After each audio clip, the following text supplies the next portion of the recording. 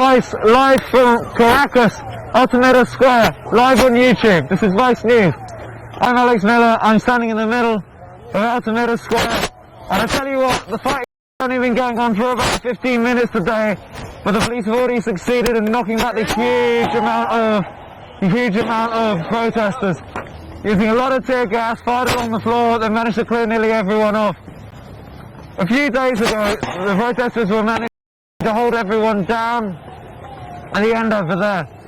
But by now, every day they're getting into the square, they're managing to clear it. 2 days ago when they achieved this, they then zoomed through on bicycles and arrested people. So it's still important to be careful. There are planes in the square submerging the column in the centre of Altamira. First motorcycle scene. It makes everyone nervous. Whoa, that was tear gas right by my face. There are kids using large bits of corrugated iron and wood as shields. Everyone here is filled up with rocks, but it's nothing compared to tear gas because the range is so bad. There is our colleague Guillermo on the floor. You're live on YouTube for Vice, Guillermo. So, you're watching Vice, live from Altamira Square in Caracas, Venezuela. I'm Alex Miller. Police seem to be holding the protesters very much in the palm of their hands. There's about 30 men around me, mostly with gas masks, shouting at the police. But the police seem to have finally understood their best tactic, which is just to gas the motherfuckers. So, with the gas jogging through the square at a leisurely pace, it's seeing off most of the protesters. However, they now seem to be trying to come back. The real worry for the protesters, motorcycles come around, at which point you might see me sprint into the distance, because I don't want to get beaten up for being mistaken for a protester. Earlier today, there were peaceful protests organised by opposition parties in central Caracas. Enrique Capriles, the leader of Justice First, the largest opposition party, arrived but didn't make a speech as far as I saw. And Lilian Tintori, the wife of the jailed leader of another opposition party, Leopoldo Lopez, made a speech. And it was peaceful. Today, the activity in Altamira Square has started earlier. We can hear motorbikes rumbling, which is why we're all moving backwards. The tear gas just hit me on the thigh. When the tear gas comes, the worry is the bikes will fall, which is why everyone's walking slowly backwards now, except for my brave cameraman Guillermo.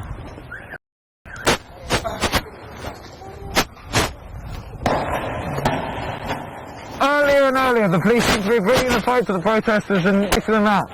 These used to extend into the evening, but to be honest, I'm not sure this one will.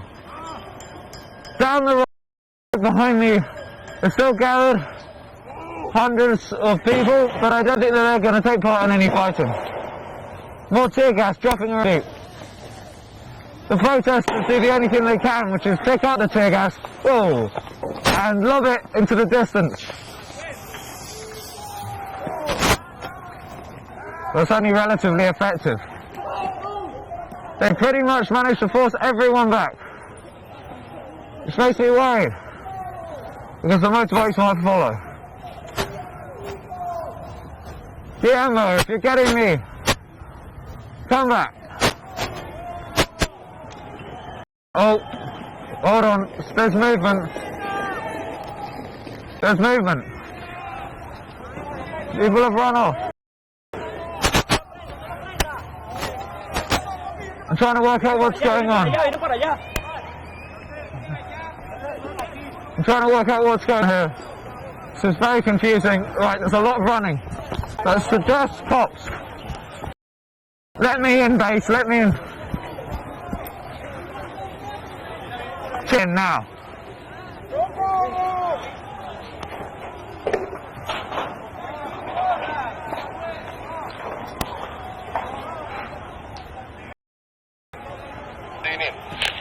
Let me in, bro. Wait.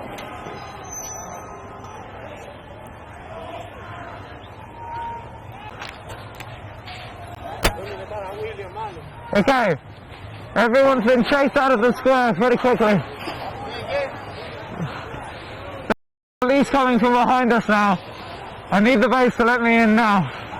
Marico, no tengo llave. Yeah, I have a room, I have a room. Salta por aquí, salta. Fucking hell, Chili.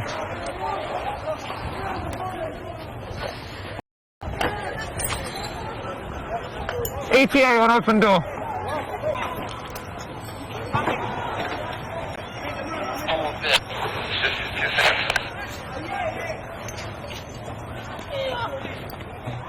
What do we do?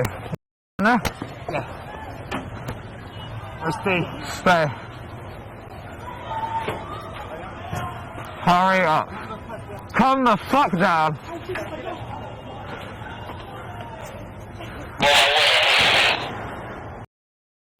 Marico, agarraron a uno, maldita sea. Mamá huevo. Okay, this is worrying the police are out there. Show them your press. Maldita sea. Show them your press. Coñuela, mamá. Okay, up there. The police are coming. There is no one left here in the square. They seem to have managed to clear it pretty effectively. The square is totally empty.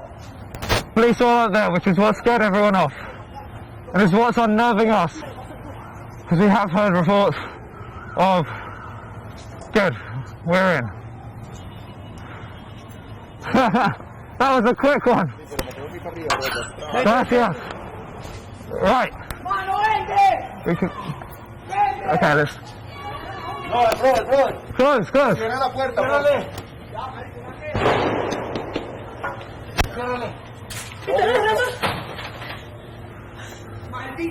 Okay. We should stay here. Can we have your key? Can I have... Okay. We're gonna stay here. Coño, gracias, papá. Okay. Hermano, gracias. Okay, we managed to find a spot. No, mira, hágase para acá. ¿Por qué no quieren hacerlo? We managed to find a spot where we can...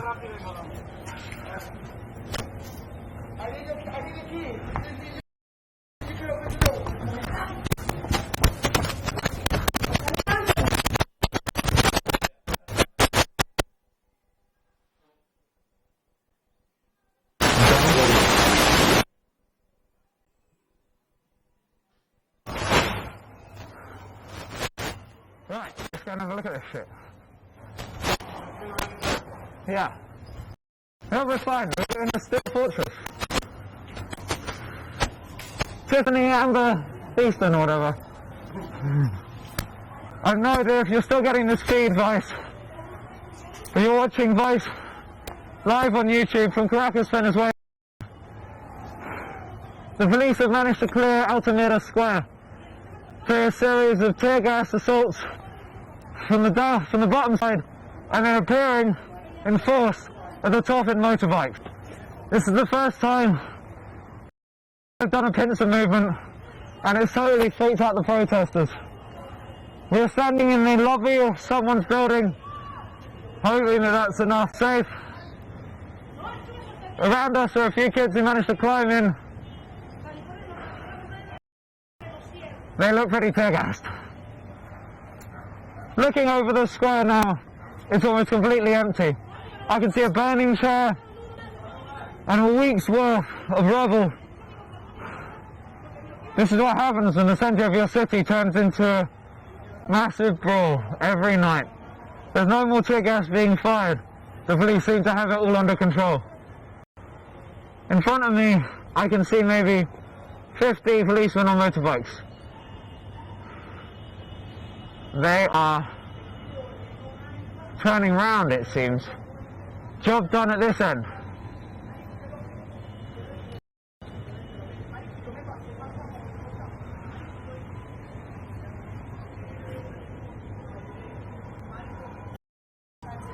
They're off, the police, or at least they're... I don't know what they're doing. They're just... No, they're just going off. Maybe they're going to go clear out another corner. This has been a very successful day's work for them. I wonder if the protesters will stream back into the square now.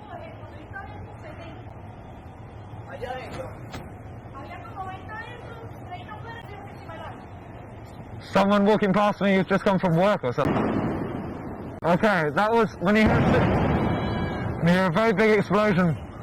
The odds are it's a firework from a protester.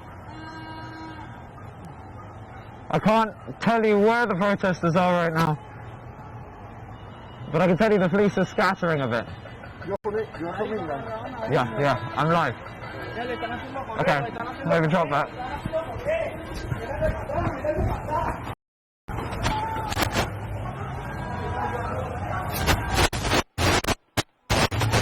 The police coming into the square for the first time.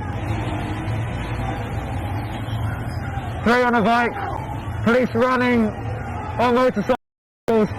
They've stormed the square. There are people running alongside them. There's something massive going on.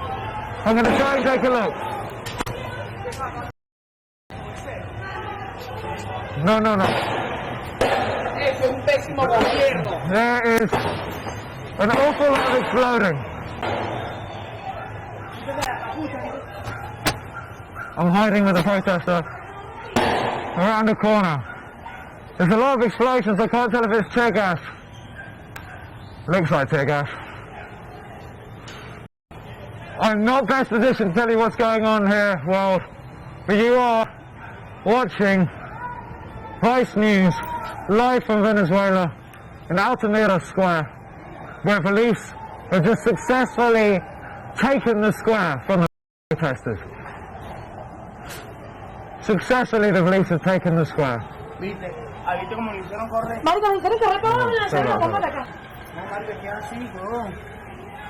The police are coming to the door. Let's come up.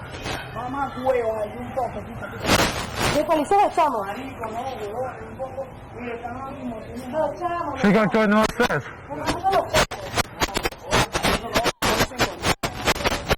We're going to go see them upstairs. Can't see anything from down here. Oh fuck it, I'm going to go one.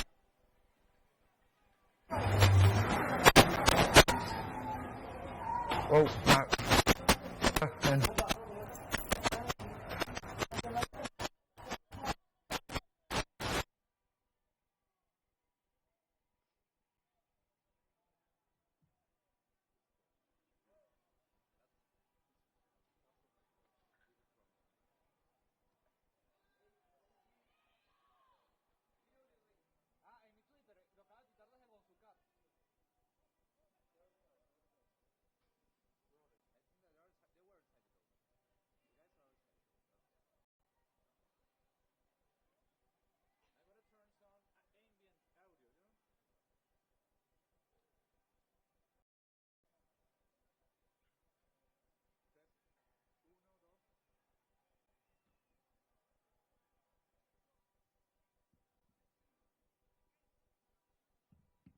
Alexandra, when we get in, better scat yellow.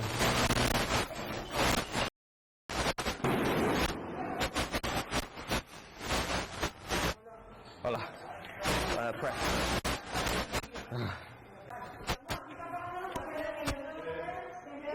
Hi. It's alright, it's open. Cool. Does anyone need this? Yeah. Does anyone need this? Alexandra?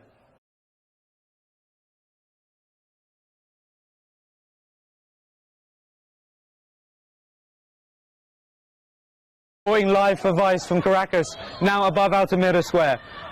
We were down in the square earlier, but we got chased out by volleys of tear gas and police. They are taking you, the Bolivarians are taking you in pictures. Really? Yeah. Yes, they are. Careful, right? Okay. Noelia. Yeah, we need to. Yeah. There's people attacking them out the windows up here. Fuck. Okay. You ready to go? Yeah, don't shout out the window. What? Is she shouting at They're them? shooting us. Really? Yeah. Okay. Well, Gonzo, in that case, we've got to be really careful. This is these people's houses. We don't want to get them. No, it's alright. I mean, I don't think they're gonna get in here. Okay. I just think just try to don't shout things through the window. But I told my friends, my brother, Okay, cool. that's the thing. You can insult them. Okay, fine. I think if you film, just film it. It's Oh. you're filming. All right. This Alex Miller. Sorry, this is a very confused feed, but that's because it's a very confusing time. This is Alex Miller reporting live from Altamira Square in Caracas. The police have taken the square successfully. They're now chasing off the last remaining protesters. That was a very thorough job by them. So, normally about... traditionally before, we have seen the protesters fighting with the police at the far end of the square for hours before the police decided to break it up, but it's literally minutes. And so they succeeded in chasing people halfway up the square before a pincer movement trapped them from the other side. We ran into a building where we were filming from.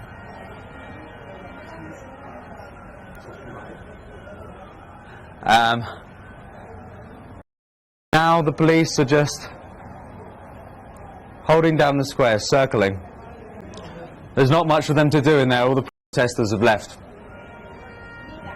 They did well. They are destroying. They are.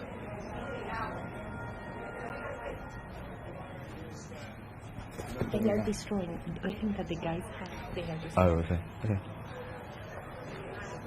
I can see them throwing around some cloth, whatever belongings were left in this place. Oh, someone from above us just threw a rock. Let's get back. I know.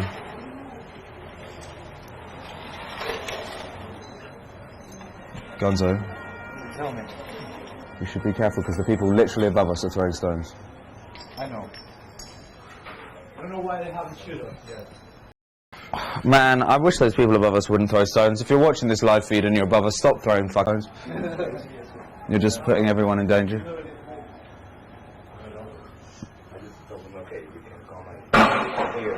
be good if they could stop throwing stones. Anyone up there or down there. The people just above are throwing stones.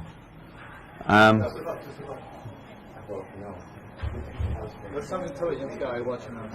Yeah? Well then, drop back. I just filmed. Drop back. Give it a minute. No, our locations are already disclosed. When you got nothing to do, just do it. Keep doing your job. Alright. The sun is coming down in Altamira. And for the first time in a long time, during daylight, the police have total control of the square. I can hear the faintest sounds of protesters in the background, but that's it. Mostly we can hear is police talking to one another. They're fighting another. Dude, then get back. Get back over. Yeah, looking out.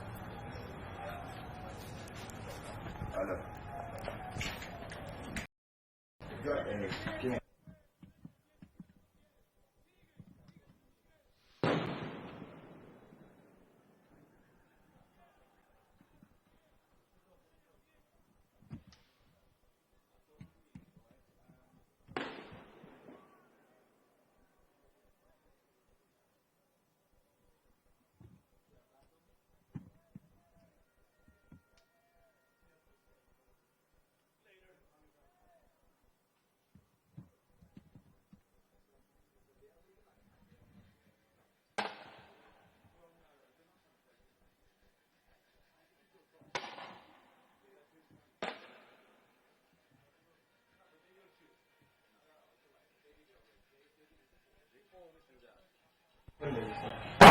Were they? Okay, I'm back. As my cameraman says, opposition has been compromised. You're watching Vice live from Caracas in Altamira Square, where police are in complete control. Whoa, there are some loud explosions. There is a street battle happening. Street battle happening just outside my window. plumes of gas are rising above the trees.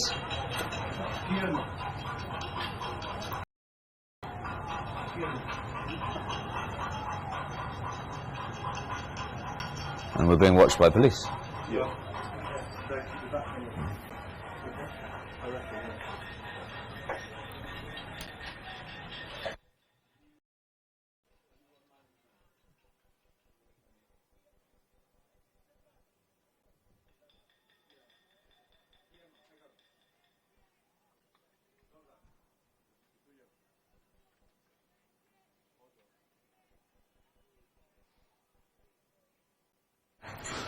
Okay. Earlier on today there was a peaceful rally held by a coalition of Voluntad Popular and Justice First. Lilian Tintori spoke, and the leader of Justice First, Enrique Capriles, made an appearance as well, without incident. But clearly the police have had enough of Altamira Square being the property of the protesters, because they are very efficiently clearing the place. They're slowly strolling towards whoever it is that they tear gas against. One squad on the left-hand side, one squad on the right-hand side.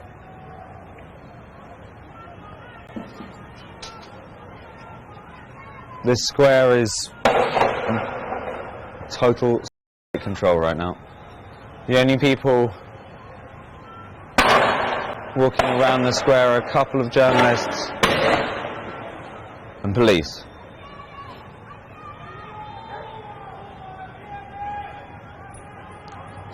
Some stones are coming from the roofs above, which is, well, including just above us. It's alright. It's fine. They are just walking out. Yeah, yeah. We were looking just to see if we were throwing things from here. Yeah, I think the police were staring at us to see if we were pelting them. We weren't. We were filming them.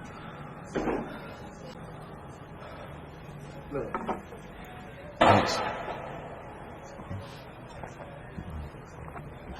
So, to repeat what happened. We were down in the square, me and a cameraman, when huge volleys of tear gas pushed everyone back. Then, from the direction they were running in, a fleet of police on motorcycles came and pincered them, trapped them. Everyone scattered and we managed to make it inside of the building that we're shooting from. Now, the battle has moved far up there.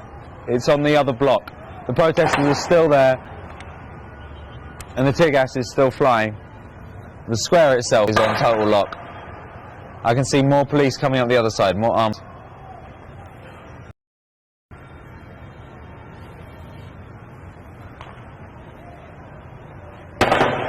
It's very early, and yet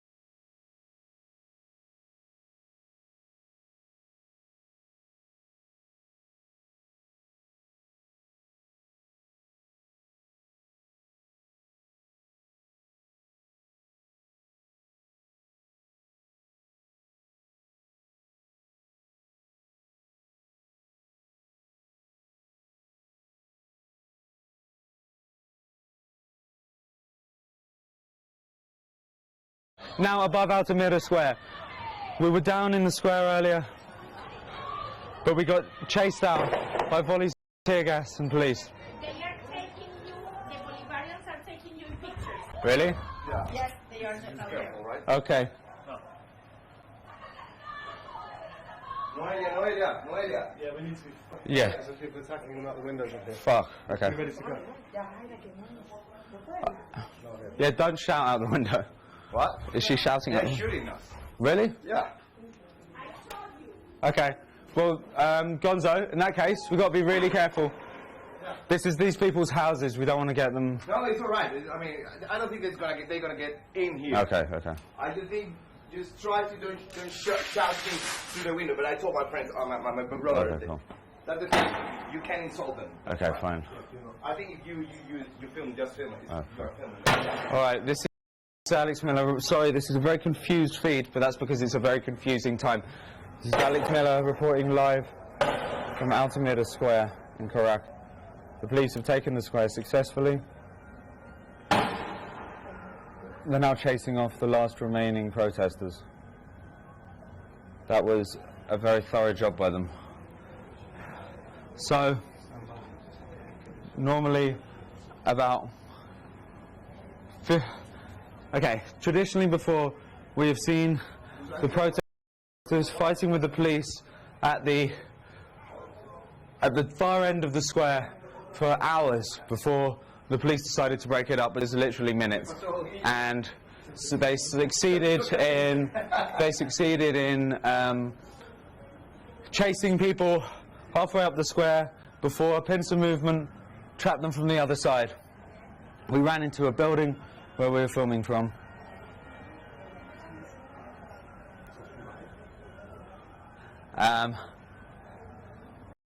Now the police are just holding down the square, circling. There's not much for them to do in there. All the protesters have left. They did well. They are destroying. They are...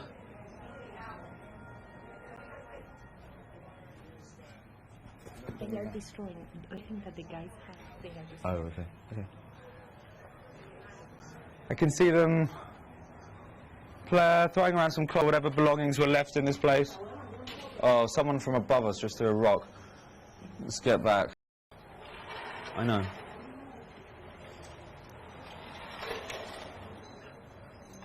Gonzo, Tell me.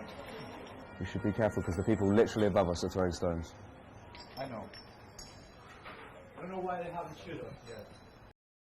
Man, I wish those people above us wouldn't throw stones. If you're watching this live feed and you're above us, stop throwing stones. You're just putting everyone in danger. It'd be good if they could stop throwing stones. Anyone up there or down there? The people just above are throwing stones. There's something to it, this guy watching us. Yeah? Well then, drop back. I just filmed it. Drop back. Give it a minute. No, our locations are registered. You got nothing to do, just to keep doing your job. Alright. The sun is coming down in Altamira. And for the first time in a long time, during daylight, the police have taken control of the square. I can hear the faintest sounds of protesters in the background, but that's it. Mostly we can hear is police talking to one another. They're playing on the... Dude, then get back. Get back over. Yeah, looking out.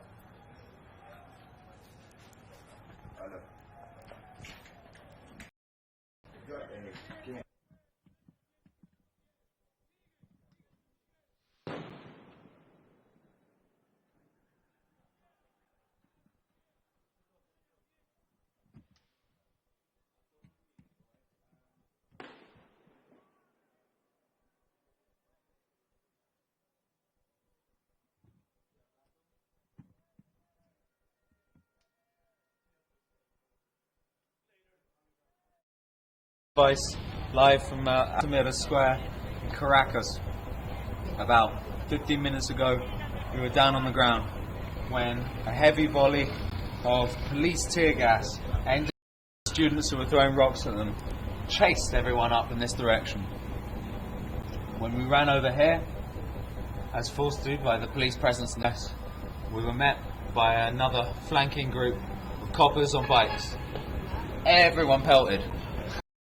And thankfully we managed to get into the building we've been filming from. So now we have a eye view of Altamira. But not much is happening. The battle, it seems, is pretty much over. The police have this place under control. There's a few policemen walking around, there's a few journalists scattered, but there are no protesters. Significantly, at the bottom of Altamira Square, you can see the traffic has resumed.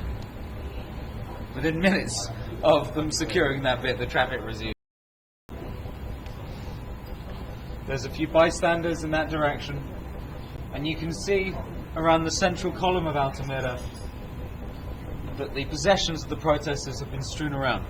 Now, we've been here for the last couple of weeks, and this square has always been a hub for protesters. It's always been a point where barricades are set up. And although a couple of nights ago the police made it into the square, that's a firework of a protester just entering the square. A couple of nights ago when the police managed to get into the square, I don't think they took it this convincing.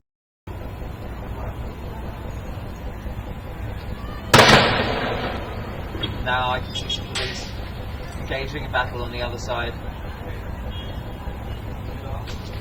There are some stones going from the building.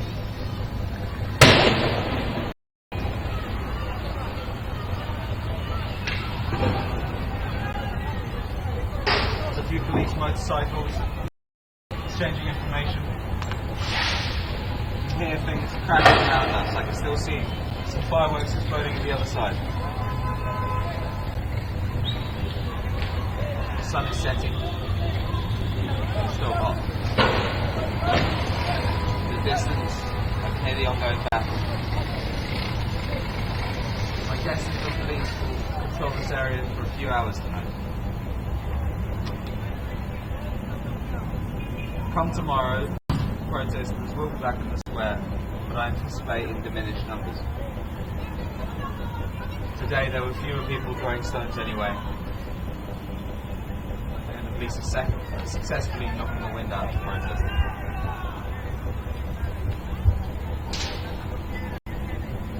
Earlier today, a large demonstration was held by a coalition of opposition groups. It was peaceful. Speeches were made from the back of a bus.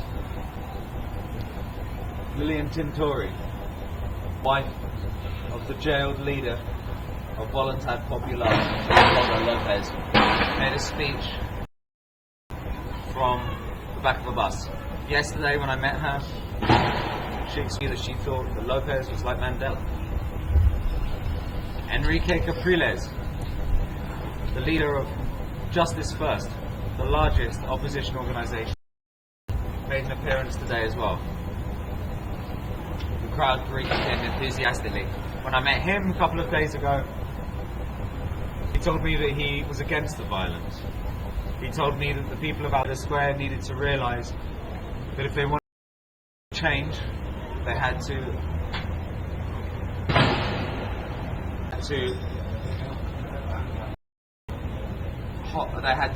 hold on and wait for the economic problems to get worse, so that the people of Venezuela would join them.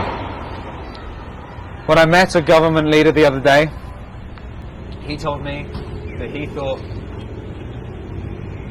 the protesters were a small thing, that they were part of a larger Western conspiracy to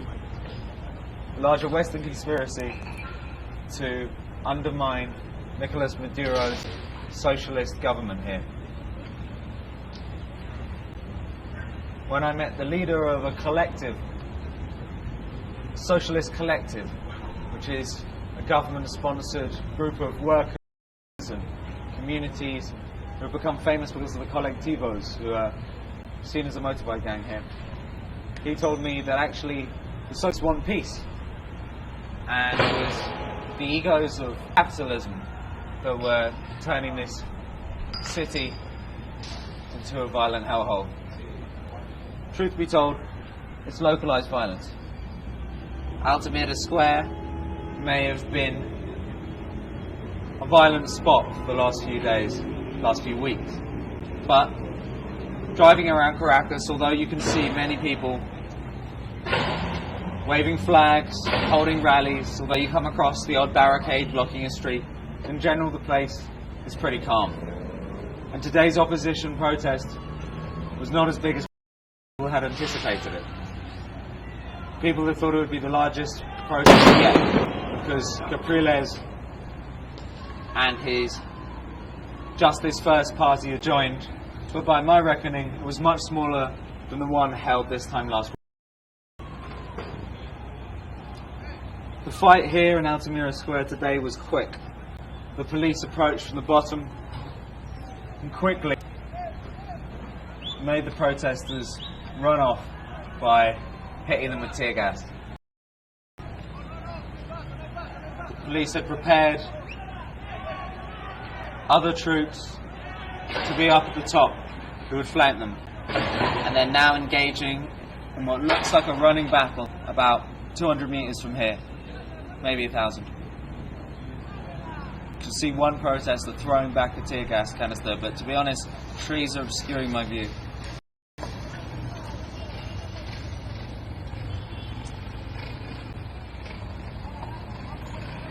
There are a few police just in front of the building. Birds are flying in the sky. This is News reporting live from Altamira Square in Caracas, in Venezuela. I can see a mother and her son running through the square, obviously desperate to get back into their home to avoid the violence. A group of people have gathered at the other side and are observing what's going on.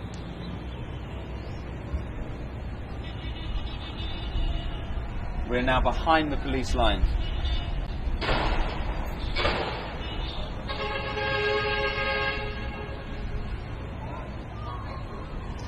What's Twitter saying?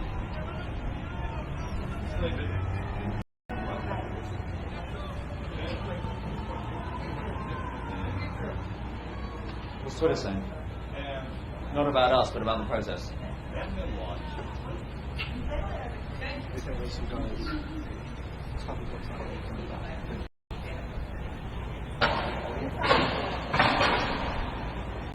I've gone on mute for a second.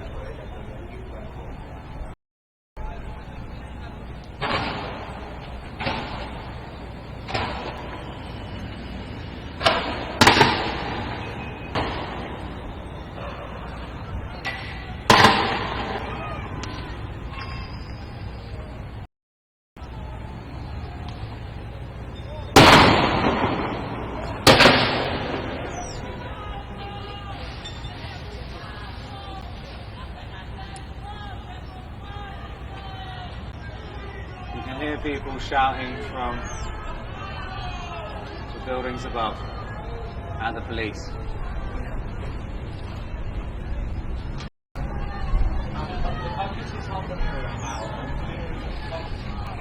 Okay, Altamira seems to be the only spot in Caracas where there is trouble tonight. I can see the police walking forwards, firing their tear gas canisters down a street where I had lunch yesterday.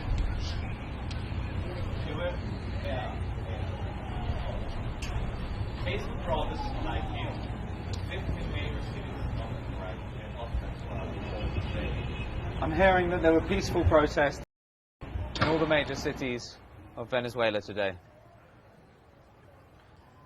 But there only seems to be one real focal point for clashes, and that's where we are now.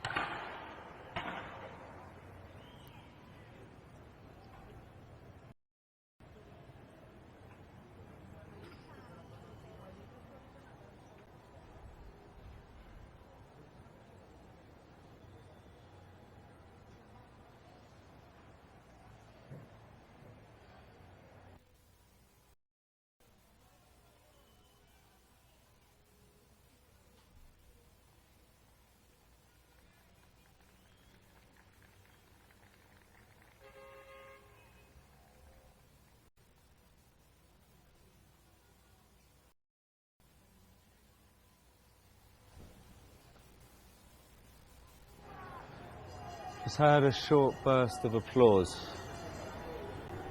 which normally means that somebody's managed to hit a cop or something's about to happen.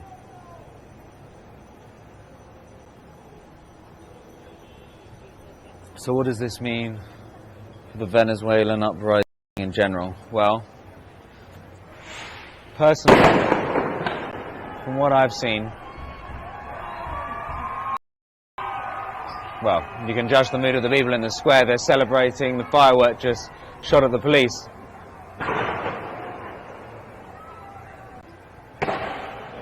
But yeah, from what I've seen, what do I think is going to happen with Venezuela?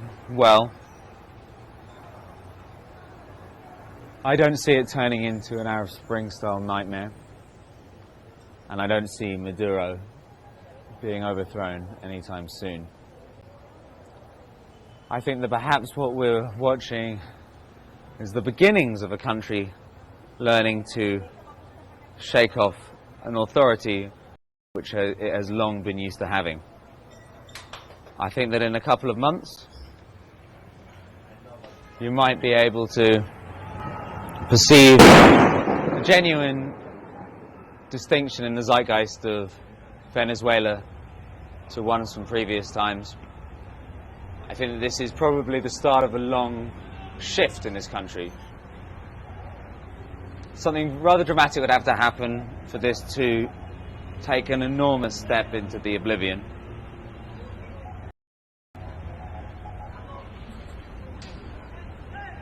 And right now the police seem to have worked out how best to negate the protesters' efforts to hold on to Altamira Square. I've got a theory. If you can see in the distance, if Guillermo turns his camera, you can see in the distance a large empty car park. Now, about 5 days ago, that place had a series of small brick structures in it. They were ripped apart. The metal was mined, the bricks were mined, and they were all turned into barricades up these streets. Over time, as night has fallen and protesters have vanished from the square, police have come in and removed these bricks. And now, the protesters have run out of them. Maybe that's got something to do with the fact that the police are now so confident in their ability to come straight into Altamira Square. Because rather than facing huge spikes of metal and walls, basically, built out of cinder, they're just running over flaming bin bags.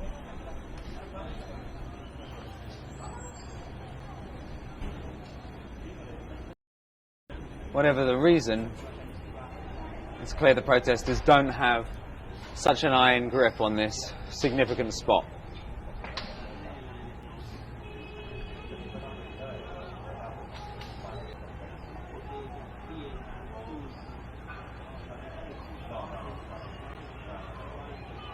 It's worth noting that last year Brazil had enormous violent street battles with police, initially over public transport and then over what they saw as insane expenditure over the World Cup. And although they still bubble away, no one has been removed from power. There hasn't been a revolution. Mexico too, recently, in the last couple of years, has had large protests in the center of their cities. Again, nothing particularly major changed. In 2010, London had enormous battles with police in significant areas around Parliament. I was there. I was reporting on that. Yet again, it died down. These middle-class protests seem to vanish. And perhaps the protesters in Venezuela would need, in order to have more success, is the people with the barrios to come down and join in. Right, now all the bystanders over there are running away. I'm not sure what that means. Everyone is clearing out the square. I think that might just be because the police are walking back, so they're anticipating in the line of fire. But in general, whoa, someone just nearly hit with a firework. The protesters are coming back into the square at the top end. Look. Protesters are back in Altamira. They've managed to push the police back. And they're getting screams of applause from all around. The tear gas flies and everyone in this flat's going to get gassed.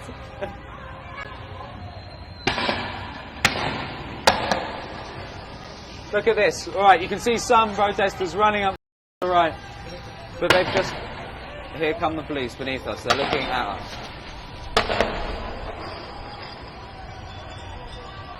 The police are moving back. Someone from above us just threw a bottle. It's spraying through the streets now. You can smell it in the air.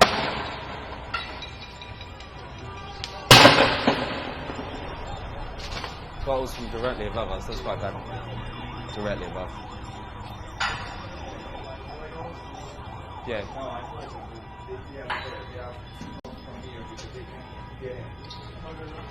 Yeah, go on.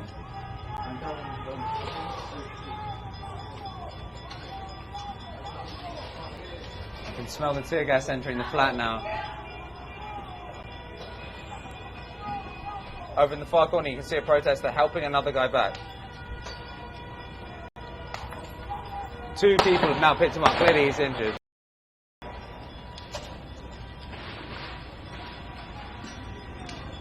And bottles still flying from the buildings around us.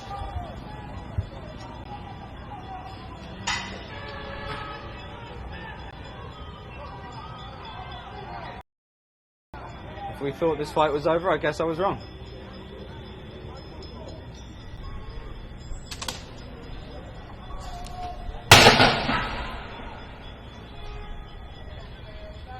I quite want the people above us to stop throwing things, because the last thing we want is a tear gas canister through our window. I think that might make live streaming a bit of a nightmare. Oh, God's sake, stop.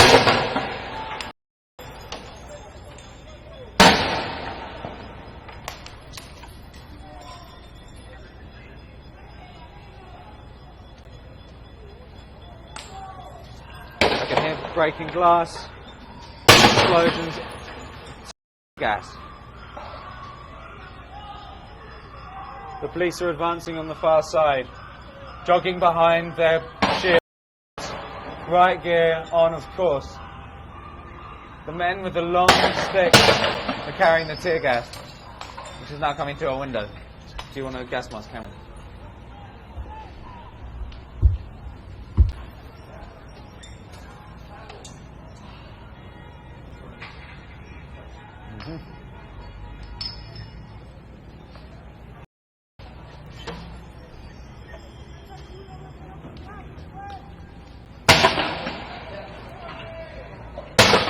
Through the window.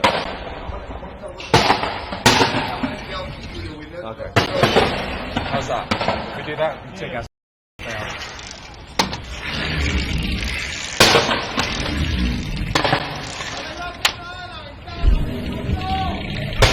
Wait, did they not close the whole way? Got it closed so we don't get gas.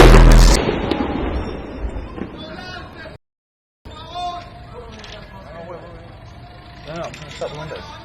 Film through the window, right? Like that.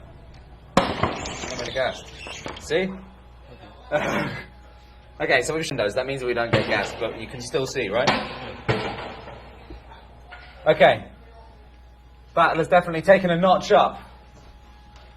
About 5 minutes ago, I was pretty certain that this fight was over. And then, at the top end of the square, people started sprinting back down, throwing things at police. The police moved back into the square.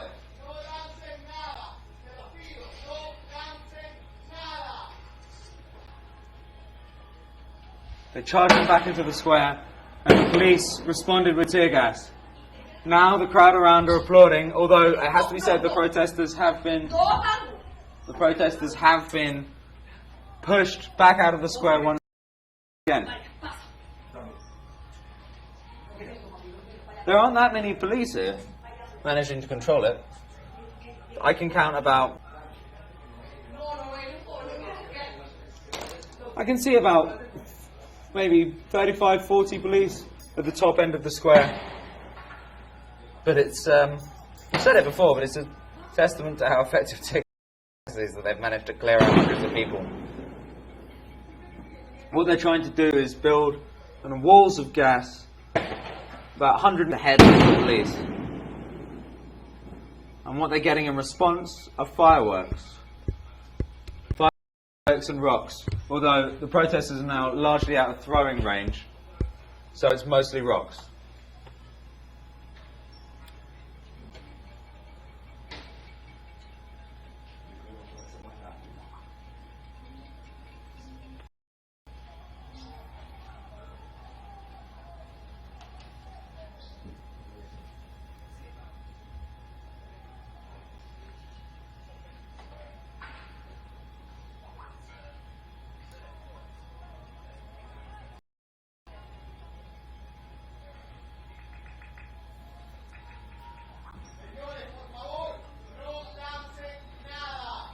So about 45 minutes ago now,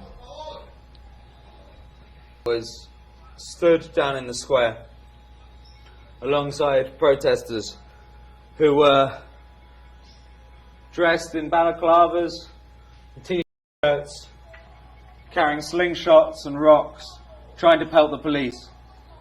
But it took them barely 10 minutes to push the protesters back into the top of the square. Now, it's worth remembering that 5 days ago when we were here, the police didn't even get into the square. And slowly but surely, they've eroded the foothold the protesters thought they had over Altamira. Yet again, I can hear the banging of pots and pans in support of the police. I can hear breaking glass, and I can see some protesters coming down here, coming close to the police. They've set themselves up into a kind of Roman phalanx, protecting themselves with a large SOS sign, which is part of the insignia for the hashtag, which has been used in Venezuela. Just successfully fired a firework, adding volleyed with a lot of tear gas. Right beneath us is a firework tear gas.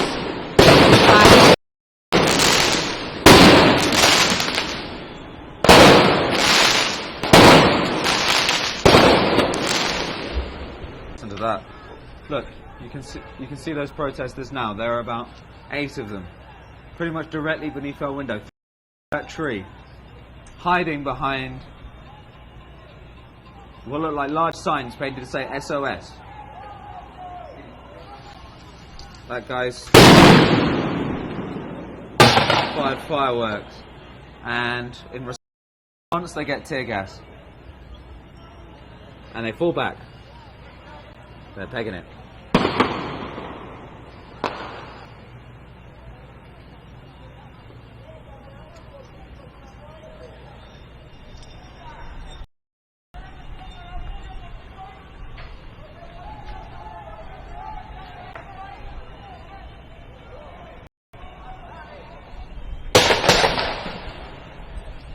There's some more tear gas being shot down the street. Protesters are bending over, picking them up, and you're going to see them held back. There it goes.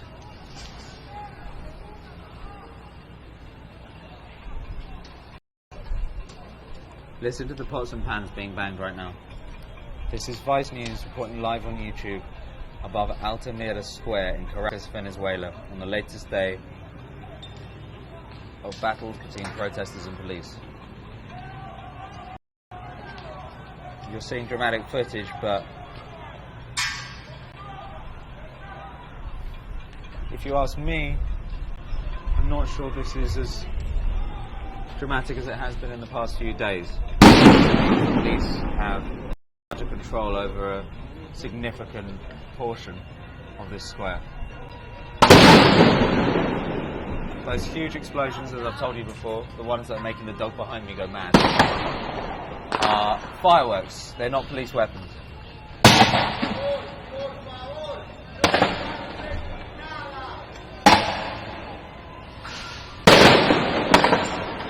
There's a lot of tear gas now. Here you go, on this street here. Some students have charged forwards, come right up close to retrieve their fireworks, and they've been pelted with tear gas for their trouble. That an advert for some kind of fruit juice has been destroyed. Mere anarchy is loosed upon the world.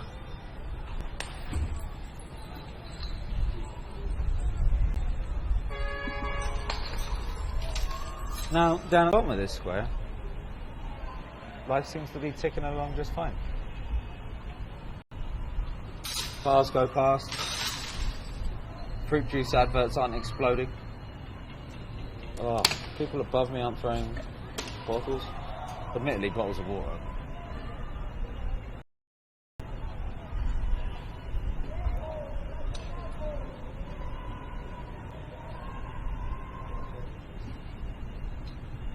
See a slight haze of tear gas all of the upper parts above the flat of Altamira Square as the sun sets in the background. By the time it's dark, my guess is the majority of protesters will go back. Caracas isn't that safe a place in the dark normally, let alone when you're having a running battle with some police.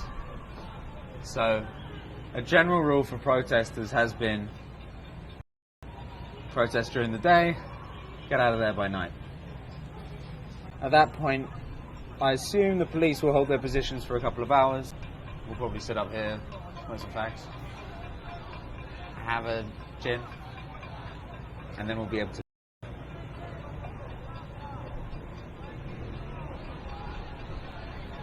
You're watching Vice News live above Altamira Square in Caracas, Venezuela. We're live on YouTube.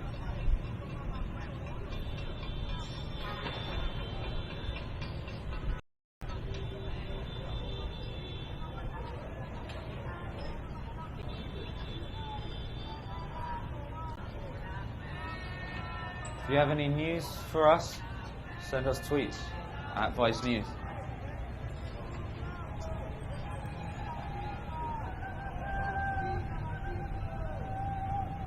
On the far distance from us, you can hear a lot of people catcalling the coppers.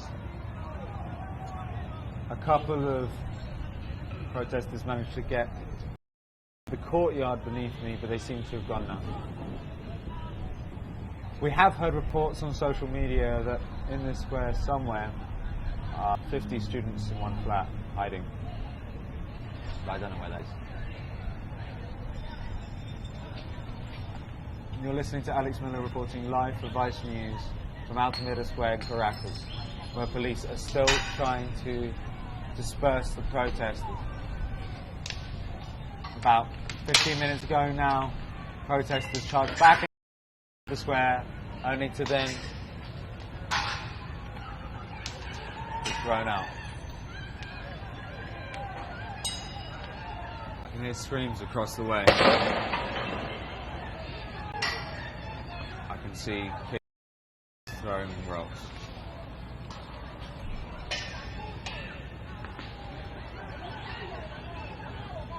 The National Guard are especially nervous, I imagine, because just a few days one of their members was shot from a tower block, not in Altamira, in a different part of Caracas. But it's in this square, the mood is very, very authoritative. In other parts of Venezuela, of course, they're very, very anti the protesters. This is a divided city.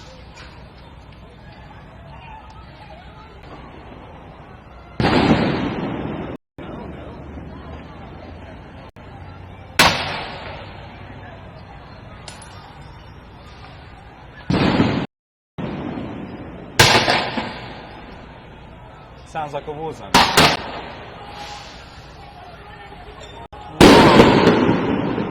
The firework just managed to get right into the middle of the square, but it went completely over the heads of the police they were aiming at. Nearly hit a journalist who's floating around down there.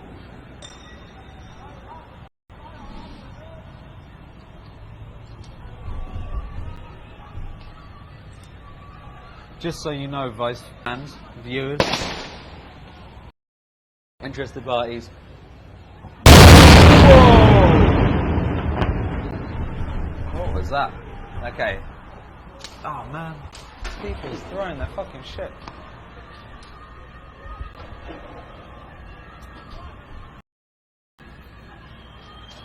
Anyone got any idea what that explosion was?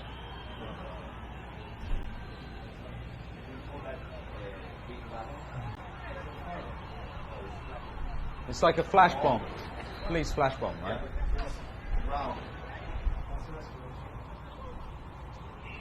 It's not the first time. No. Yeah, no. Sorry, I'm not there. Yeah, I'm not the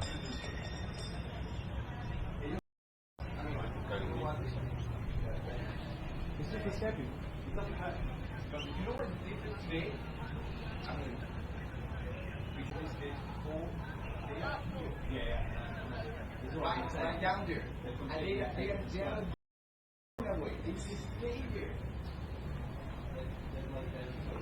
And I think it's an important thing to say. I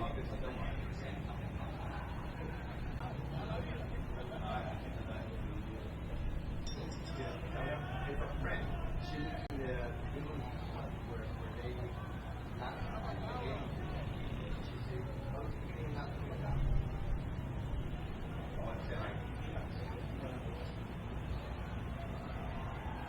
I don't know why. There should be a reason.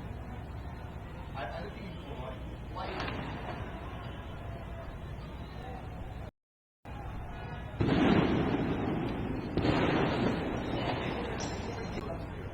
I mean, the building. But in those reasons, they gave into the buildings and they put people in jail.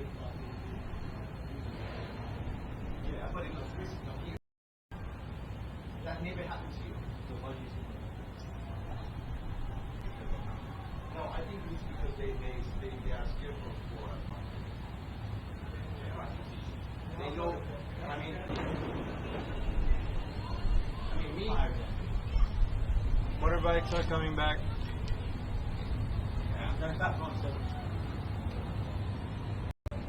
Okay, the motorbikes are back. To be honest, once the motorbikes drive through, everyone pretty much runs.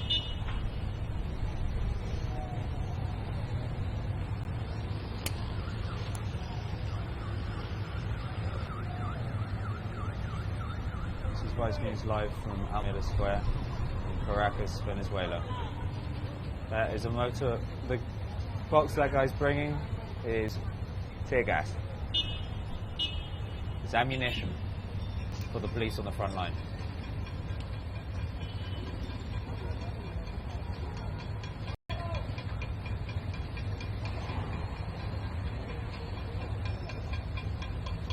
Five, 6 days ago, the first time the motorbikes came in was when it was after dark.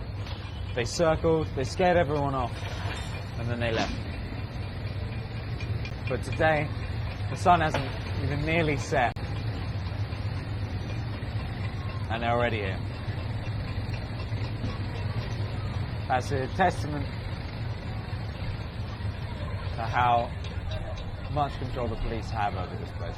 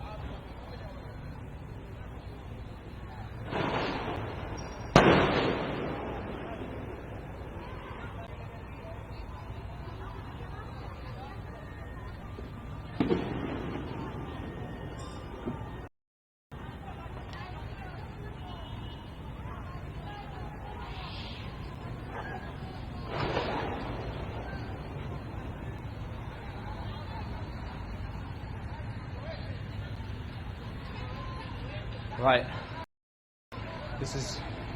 You're watching Vice News live on YouTube, filming above Altamira Square in Caracas, Venezuela. You're watching the latest in what has been weeks of fighting between protesters and police.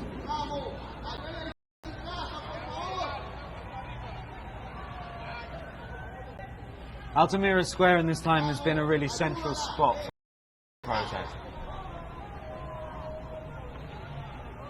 It has been here over the last couple of weeks while I've been here that you've seen people building barricades on all the street corners every night. That every single day in the centre of the square, students have gathered, waving banners and making speeches. And then, when normally at about 4:30, fighting kicked off with police. About 5 days ago, we saw protesters ripping down small structures in a car park, barricades down at the bottom of the square. Yeah, I think that's it.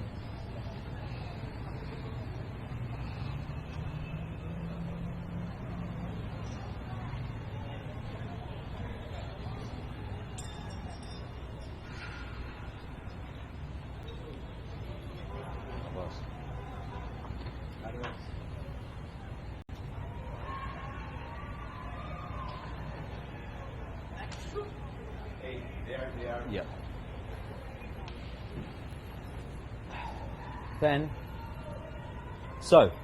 About 5 days ago, police responded to the barricades by building a barricade of their own. Huge series of metal shutters which closed down the streets at the bottom of Altamira. There they were met with, about 45 minutes of stone throwing and Molotov cocktail throwing before they unleashed a load of tear gas onto the protesters. That night, the square was emptied by police zooming around on their motorbikes. Then, about 3 days ago, the police changed tactics. They stopped using the metal shutters and instead came out face to face. They were more mobile, they used tear gas quicker, and they managed to move people further back into the square faster than they had before.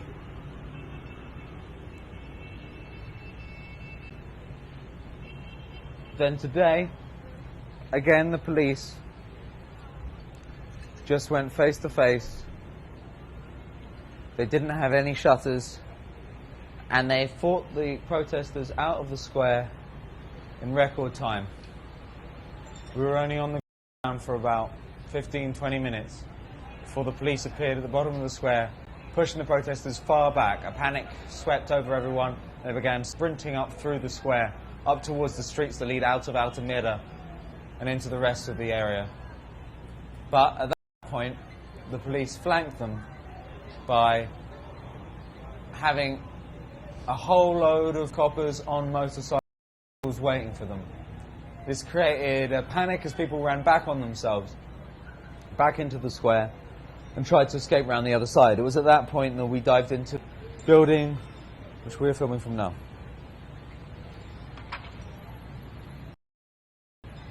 Now, the police seem to have pretty solid control of Altamira Square.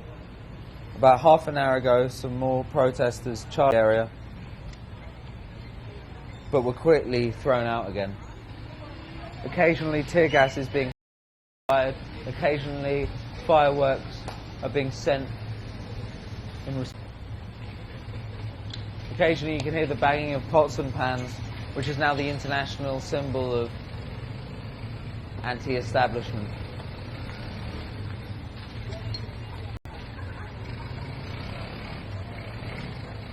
square is pretty inactive at the moment, and the sun is setting. By the time it's dark, I wouldn't anticipate too many more battles in the square, simply because it's a dangerous time for everyone to be there. I'm right? The other day I was in the middle of Altamira Square, and a young lady with a megaphone stood on one of the little stone benches they have there and gathered a crowd around her. She stood there and shouted about how every day the protesters needed to be smart. They needed to hold on to their brains, she was saying. They needed to come to the square every day. They needed to disrupt people's working days. They needed to be socially disobedient as successfully as possible. But they also needed to leave by the evening, because by then the streets don't belong to them. And in general, most people are following that pattern. It is mostly the students who are fighting in Altamira Square. The opposition, the political opposition, held a mass rally today.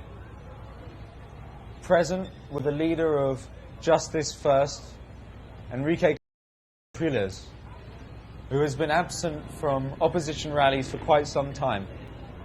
His presence was a cause for celebration amongst opposition. Lilian Tintori, the wife of the imprisoned leader of Voluntad Popular, Leopoldo Lopez, made a speech on top of a truck. But that event passed peacefully. It was a place for families. It was a place for people who don't enjoy fighting, or at least don't want to get their hands dirty. In Altamira, every night, the students and police trade blows. And today, I think you can tell by the scenes that you're seeing now, the police have pretty successfully managed to clear the area.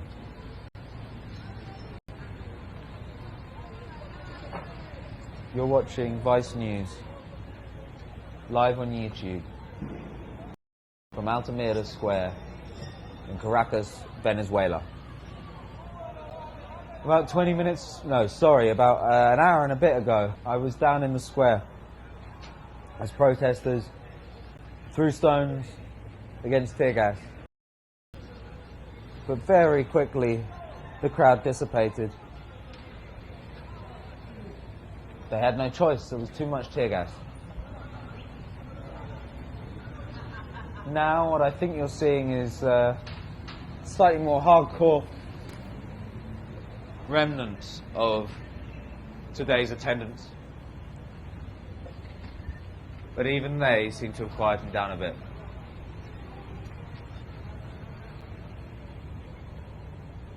You can see the police gathering there with their shields and their motorbikes and their helmets.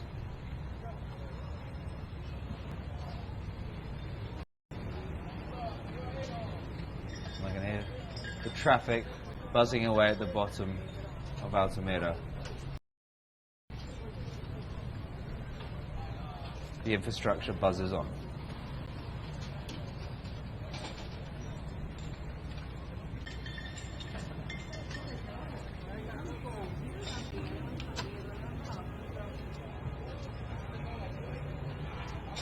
This is Alex Miller, reporting for Vice News in Caracas, Venezuela.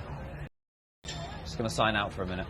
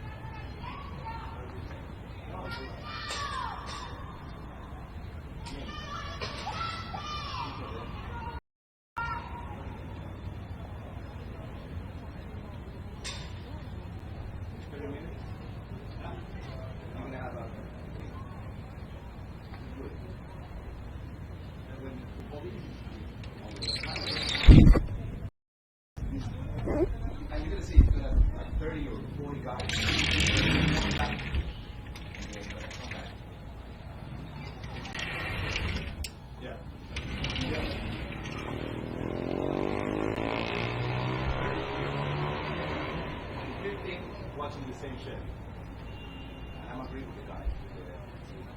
With the guy who's correcting. It's not a good way, I know. I'm having it's my house. I'm losing money for them. No, I mean, it's the only way. It's not a democracy. I mean, what do you think now when it's easy? Do you think it's a democracy? Really?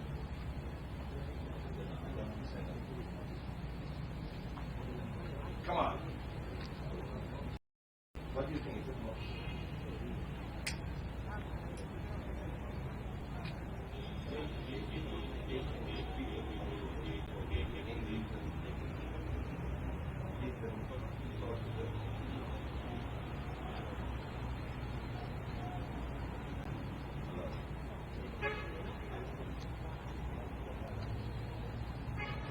Hello. Okay. Join us live in Altamira Square, Venezuela, Caracas.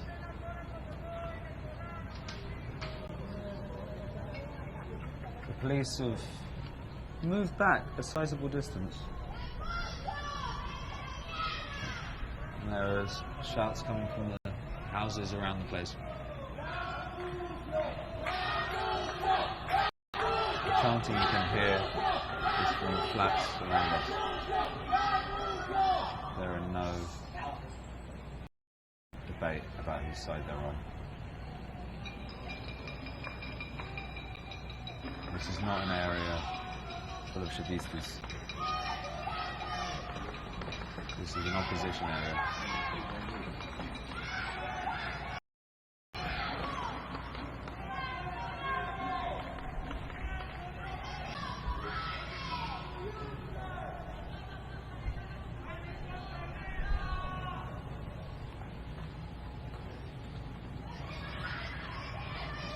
If anyone else in Altamira Square wants to go get us some beers, that'd be great.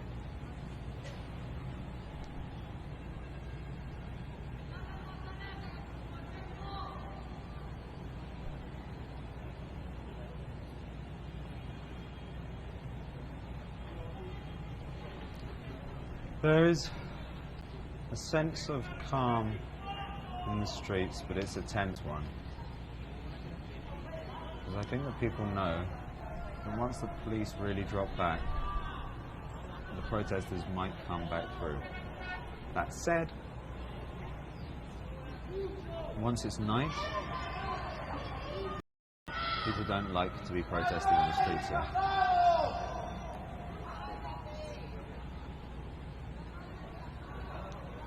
The sun is setting. The little light on the top of the obelisk in the center of Altamira Square is on.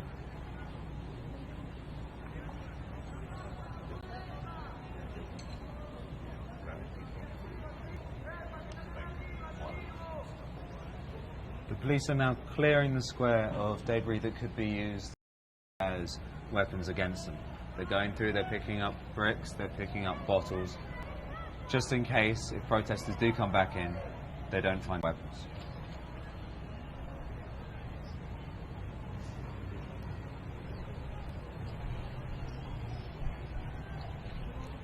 As I've said before, traffic is slowly returning to the square, which is a sign that the locals at least think it's now safe to get home from work.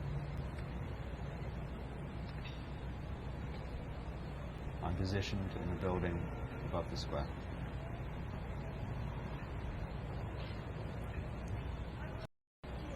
This is Vice News, live from Altamira Square, on what is the latest of a very long-running series of clashes between anti-government protesters and police. The anti-government protesters have been marching and fighting for various reasons. Firstly, this is a country blighted with sort of really basic vital stuff, things like toilet paper, cooking oil, sugar. Secondly, this is an incredibly dangerous city in the middle of an incredibly dangerous country. And they don't believe enough has been done to crack down on crime. Thirdly, there is a perception of corruption within the government. Government supporters, however, say that the protesters are simply a middle-class minority who want more for themselves. They say that the protesters resent socialist politics of Nicolas Maduro, who inherited the Socialist Party from Hugo Chavez, the very famous, charismatic Venezuelan leader. Speaking to people in the poorer districts of this town, the barrios, I've come across people who have no time for the protesters. People who say that they are merely the latest in a series of attempts to stop the Bolivarian revolution. They believe that protest leaders like Leopoldo Lopez are merely arms of an imperialist American who seek to control Venezuela and its oil reserves.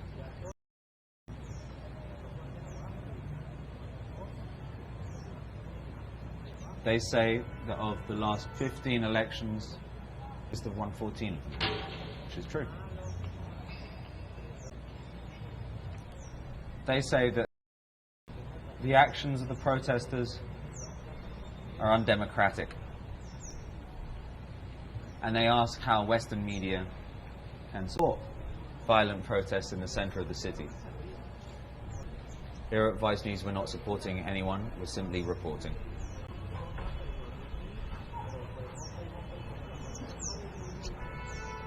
You're watching a live stream on YouTube from Vice News in Altamira, Caracas.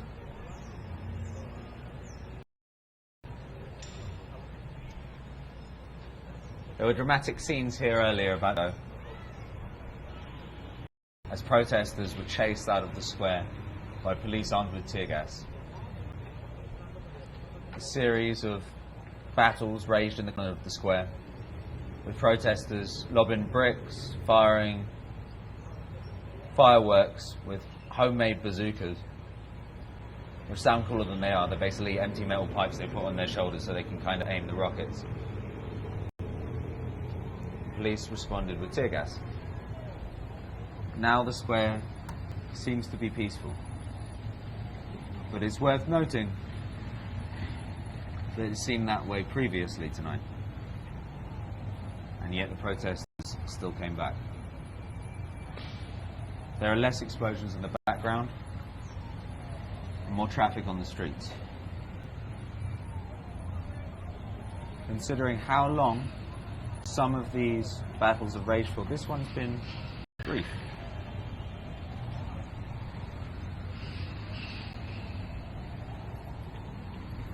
There in the distance you can see police in their reflective jackets securing the area.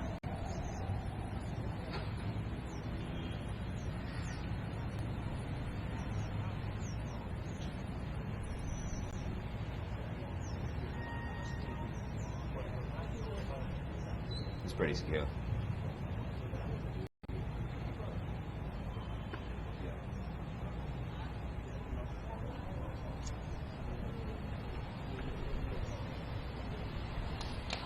While in Venezuela, I've interviewed the leader of the largest opposition party, Enrique Capriles. He told me that he condemns the violence. He told me that the people in Altamira Square need to realize that if they want change, they have to win over the poorer people in this city. He said he didn't think they'd do that by fighting in the middle of Caracas. Yesterday I met with a government official and he told me that he thought the protesters were being undemocratic and that the whole protest movement was merely the latest in a series of attempts by foreign capitalists to destabilize Maduro's country.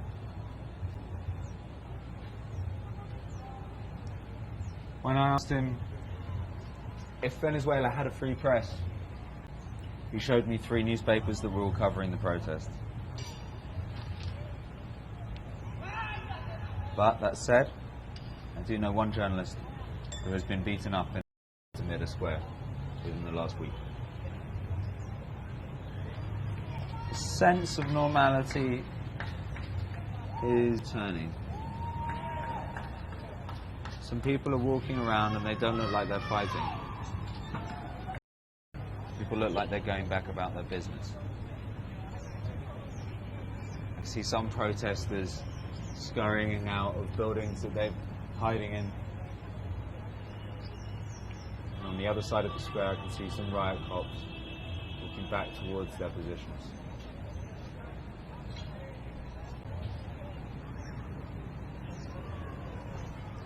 This is Vice News live streaming in Caracas, Venezuela. We've been here for a couple of hours now. We'll stay here until we know that whatever's happened is over.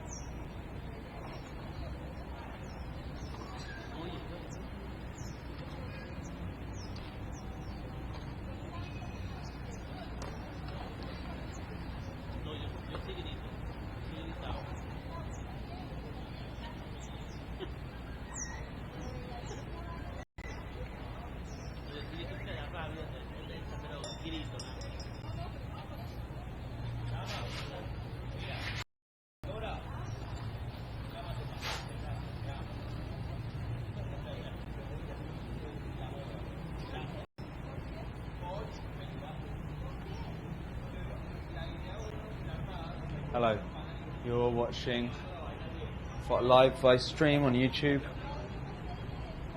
from Altamira Square in Caracas. I'm Alex Miller. I've been here for the last couple of weeks.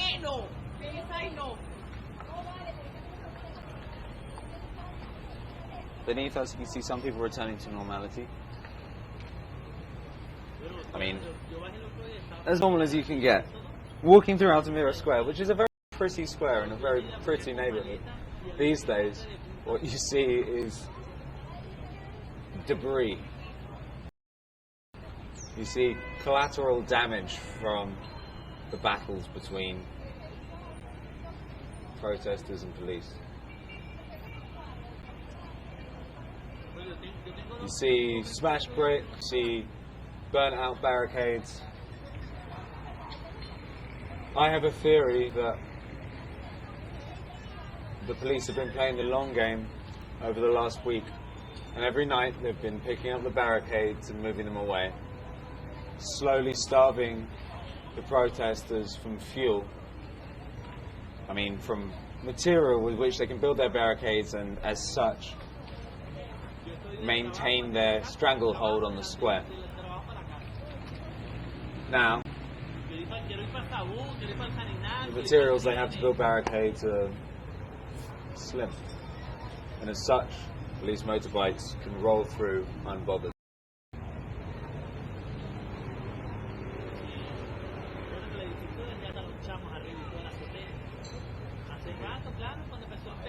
Altamira Square is in the center of an area called Archival, which is known as a middle-class area.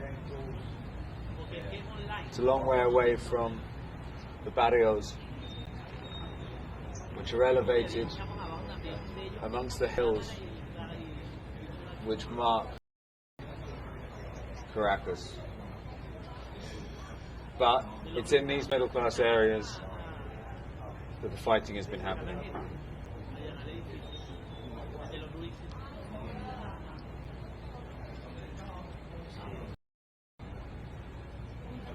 But what we're watching here clearly isn't the Ukraine situation. They haven't been able to hold on to this square, mostly because there aren't enough of them.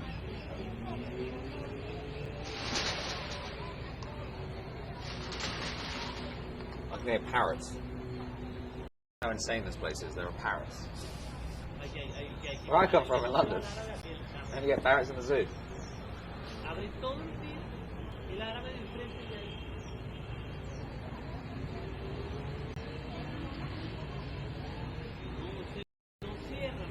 Guillermo, can you hear anything? This is Alex Miller reporting with his cameraman Guillermo from Vice Mexico. He says hi.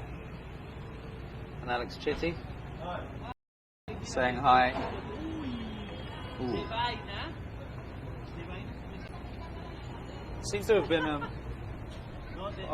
sewer hole opened up in the. Yes, someone pulled the cover off some drainage in the centre of the square to put on a barricade, and a car just nearly drove into it. Actually, we heard a rather terrifying story of a motorcycle crashing into one of these holes in the square a few days ago.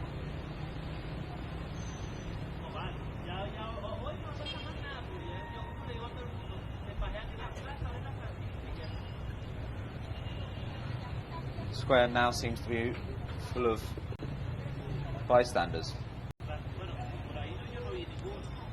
I mean, you don't have to be very old in this country to remember events that put this one in the shade.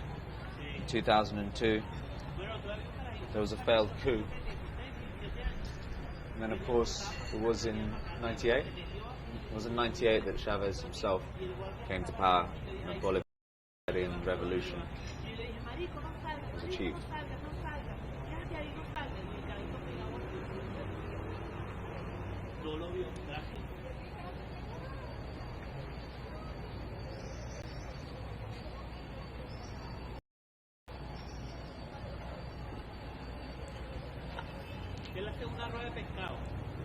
One thing which has been striking has been that no matter how much these students mess up this big square, no matter how much their presence encourages the police to fill it full of tear gas, no matter how uncertain they've made life in this area, every night they get a round of applause on pots and pans from those who live in the flats circling Altamira Square.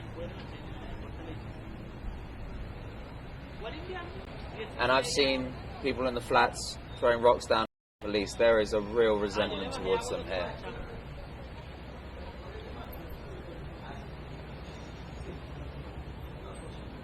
But of course, travel out of this neighborhood and you'll find a whole lot of Venezuelans strongly disagree with this protest movement.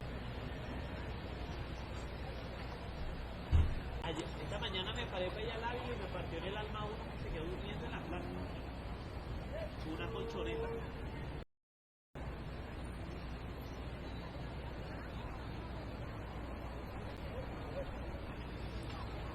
I think if something spectacular is going to happen in Venezuela, if something's going to happen to move Venezuela into pole position in the world's news, to help it leapfrog Putin pissing about in Crimea, I think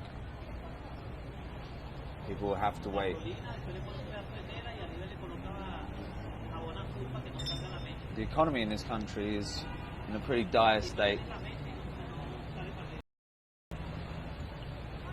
And if food shortages increase, then more people will be getting angry.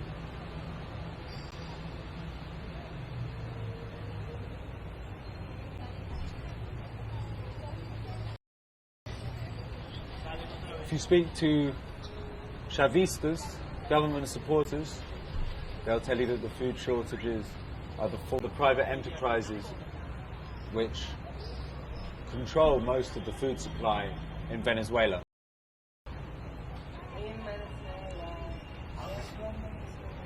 There's a Venezuelan girl singing a song. Sing your song.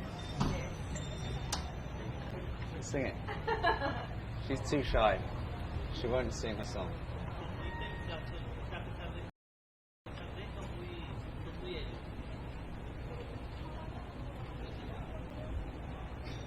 One thing that is shared by government supporters and protesters, though, is a great sense of nationalism. Imagine being in a Western country and hearing a bunch of rioting teenagers singing the British or the American national anthem. It just wouldn't happen. But here, I've seen young people in balaclavas, armed with rocks, fireworks, and Molotov cocktails, standing in front of the police, singing the Venezuelan national anthem. But then I was also at the anniversary of Hugo Chavez's death with the Chavista supporters, and they too obviously sang the national anthem.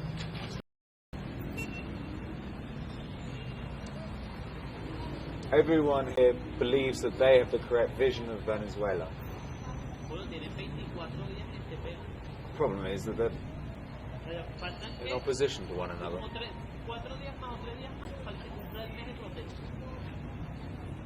You're watching Vice News live in Altamira Square on YouTube,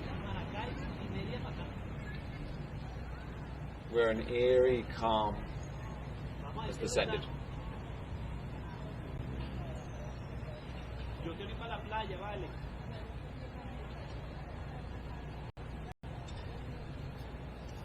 Yo quiero ir, vale.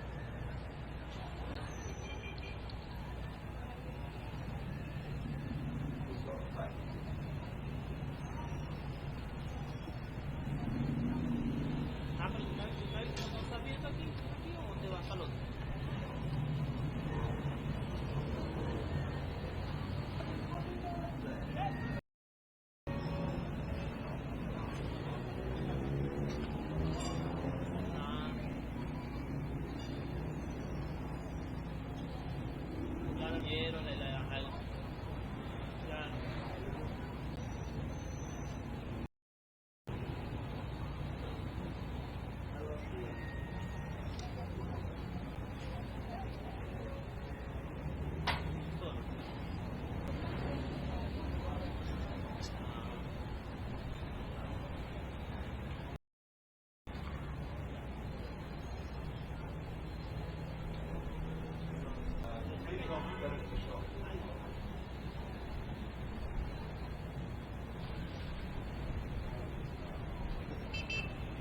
Celular, una cámara.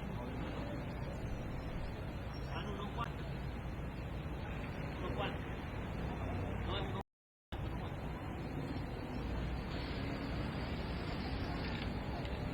Ah, verga, ni idea. Hay que ver, mira.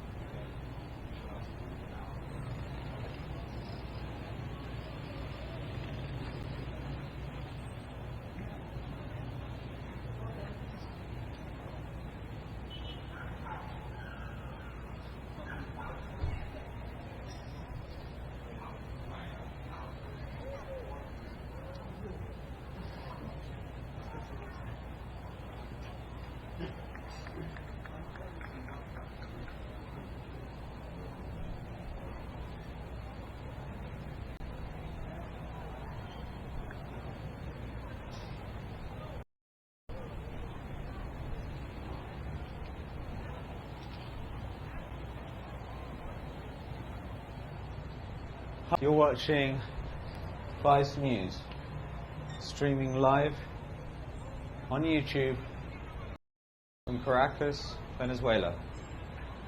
This is Alex Miller reporting from above Altamira Square, where a couple of hours ago violent clashes occurred between protesters and police. The city seems to be getting back into its groove now. But you never really know with this place.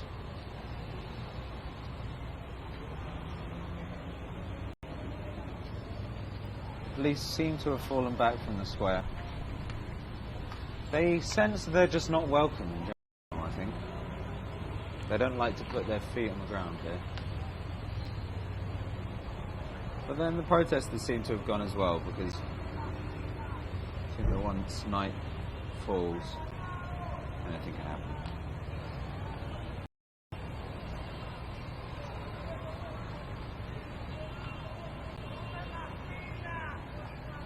If you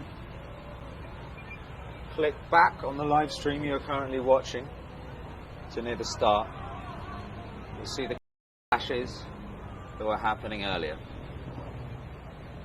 When they kicked off, me and Guillermo, a man, were in the center of it.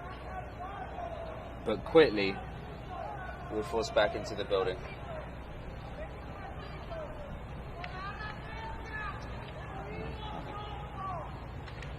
The police did, I think, what people call a pincer movement, closing off this street that you're looking at now, creating... in the distance it seems like the protesters are coming back into the square. There are people, it's getting dark now, but I can see people swarming back into the square.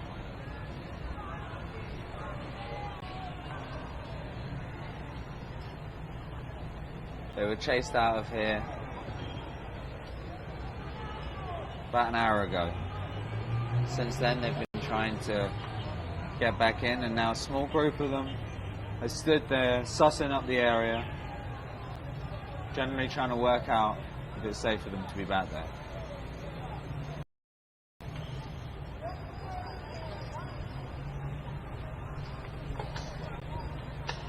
But with no police here, there's no one to fight.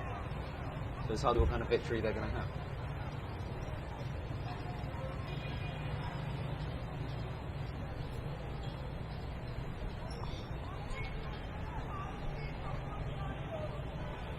Alex, I'll get a glass of water, mate.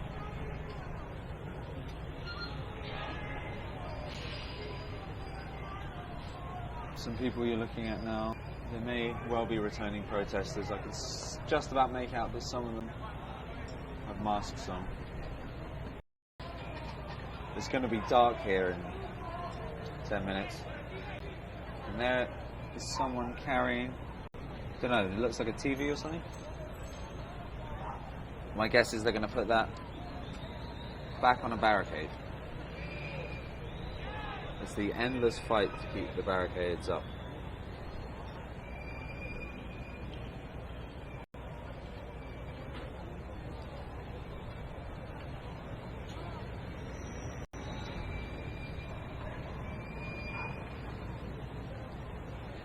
Yeah, there are definitely protesters back in the square. But perhaps sensibly the police seem to have left.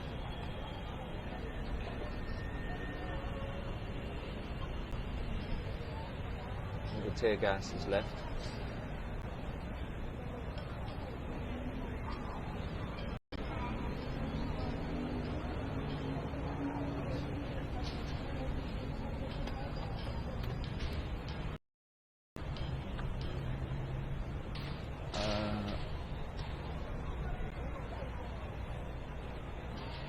I guess I came and stuff on the table.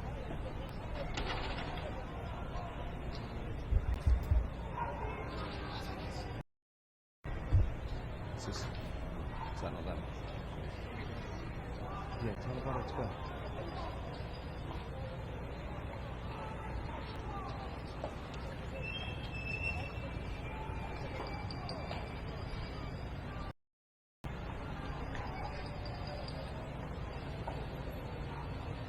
Ah.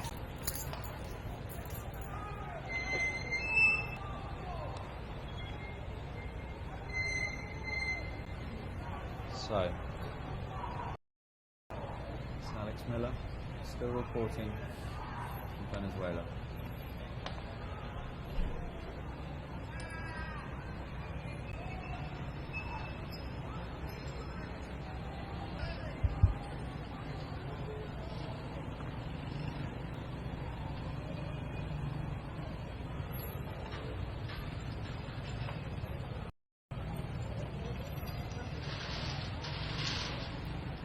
There have been peaceful protests in all the major cities in Venezuela today. I went to a peaceful protest in Caracas, organised by a coalition of opposition parties. Present there today was significantly Enrique Capriles, the leader of the largest opposition party, Justice First. Now, until the protests erupted really significantly in February, Capriles was the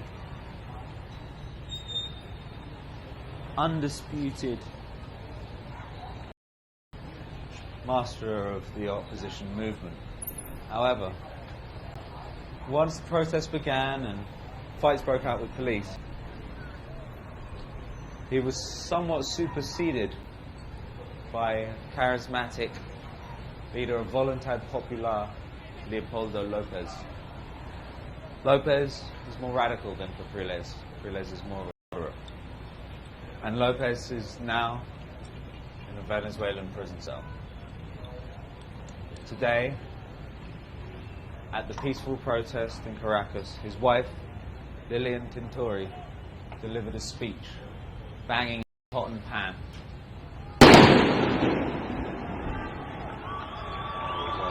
Fireworks again.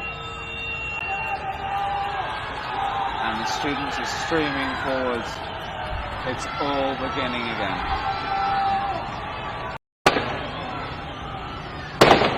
And there goes the tear gas. This is nighttime battles in Altamira Square. Look at the students running. Their only weapon against tear gas is to pick it up and throw it back at the cops. That is the sound of tear gas. But what started this was the sound of a firework. Tear gas being fired from two sides. You can see it dropping around the obelisk. And there comes the banging of the pots. The symbol goes around the protest to support their movement. More fireworks in the air. Tear gas bouncing around the central obelisk. The cars are revving up and trying to get out of here as fast as possible. They don't want to get caught in the melee.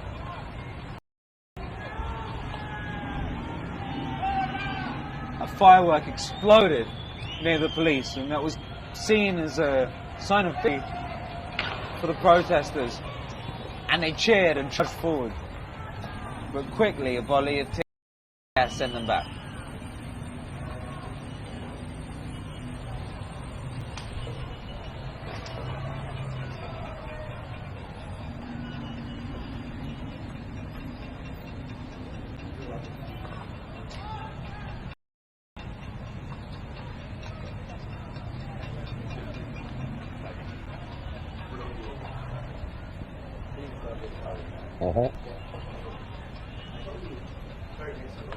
Okay. So, some people we're with reckon things are going to get tougher now. Or things are going to escalate again.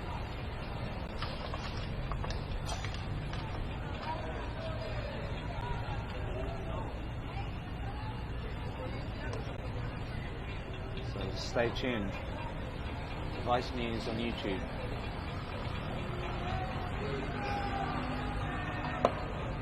A cloud of tear gas is wafting towards us, which is always a joy.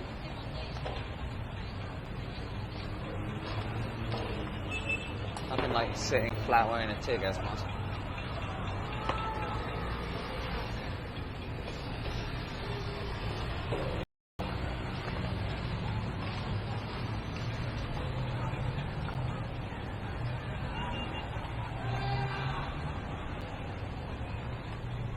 Shouts of support coming from the buildings surrounding Altamira Square.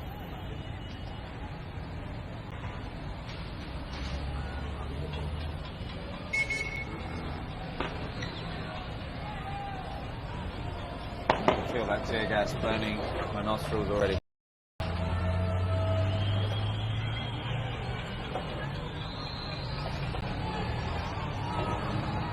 Okay, students are charging once more.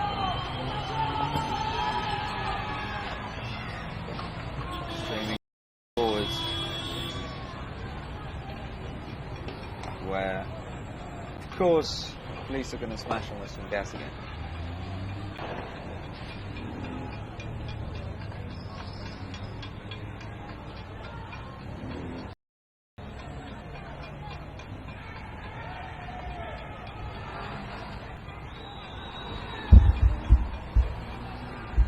The whole square is now full of tear gas. So I apologise if I sound like I'm accepting an Oscar. It's merely that guys are streaming.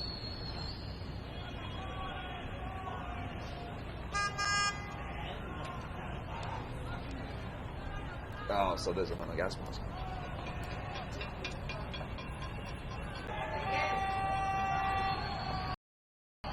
Okay.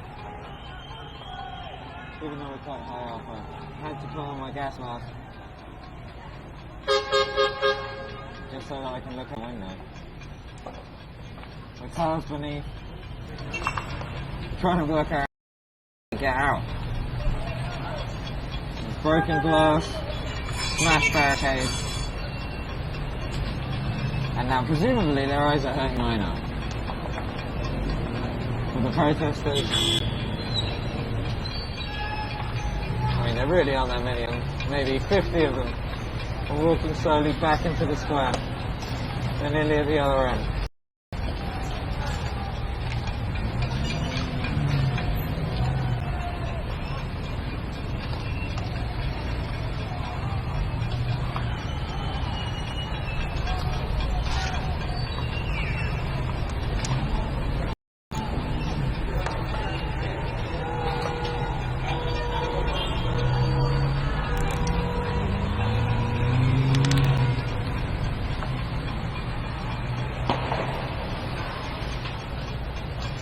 Cameraman's wearing a gas mask. Looks pretty weird.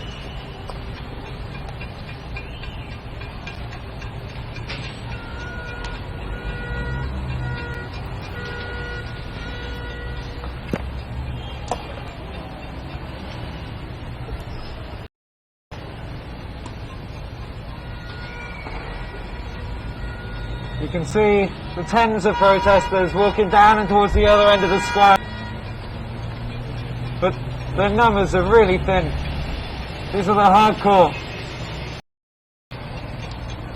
There are still more coming from the top. And I can't see the police from my vantage point.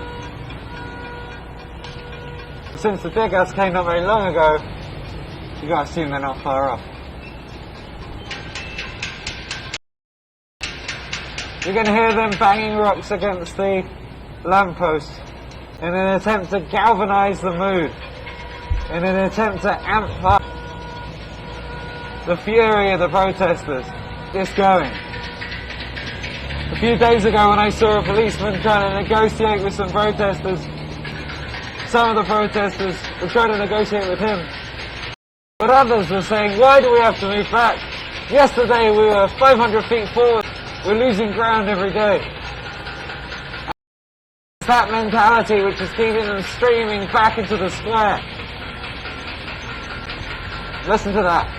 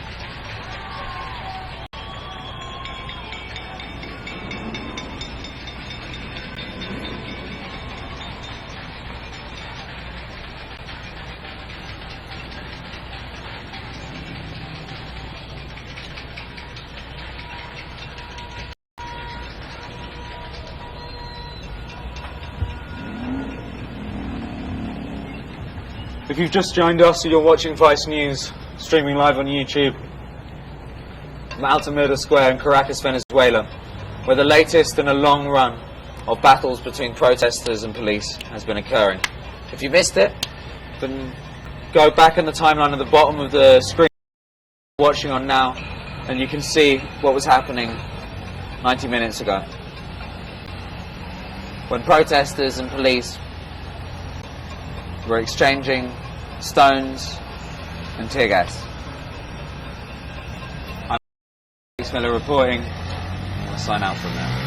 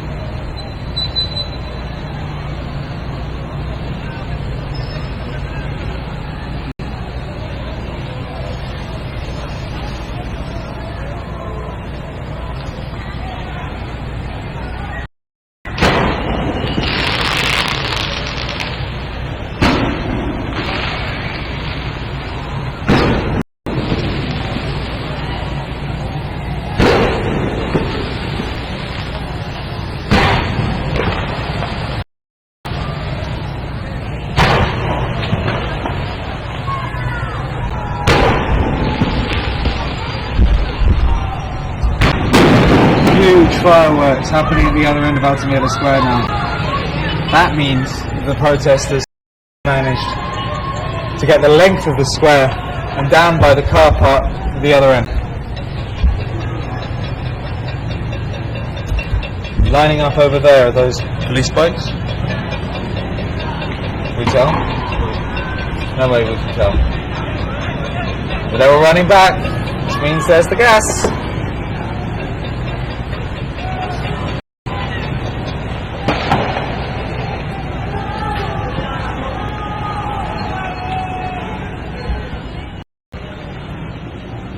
There's the tear gas streaming in across the square.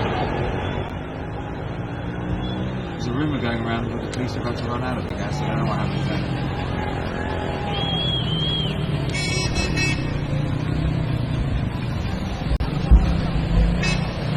Motorbikes having to take onto the pavement here to get around because the road is so full of broken glass and debris.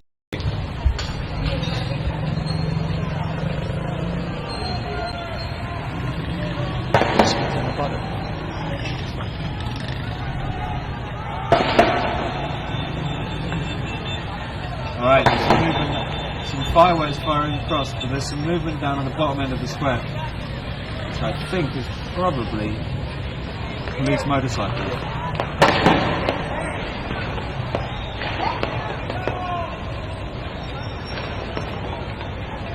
Which is why the protesters have retreated to the back corner.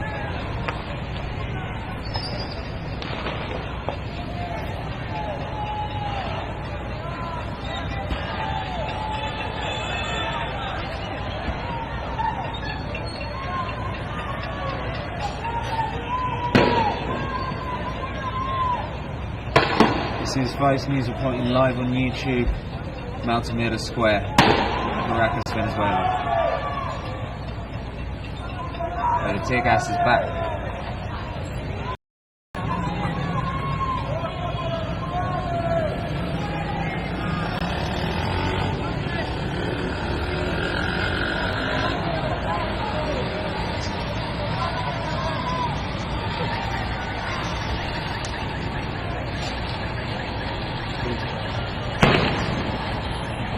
Yep. The lights I saw at the bottom end of the screen were police bikes. And now they're floating on the corner of the square, about 1,000 meters away from the protesters. We're running. Whoa! There's some tear gas, someone just deflected with the shield. Protesters are running across the square, down past the building.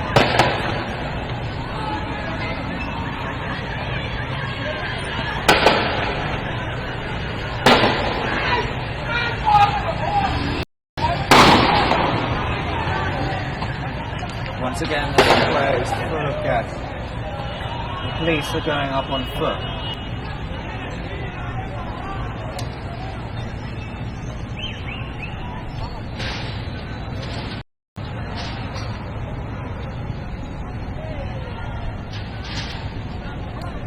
The gas looks quite cinematic in the dark.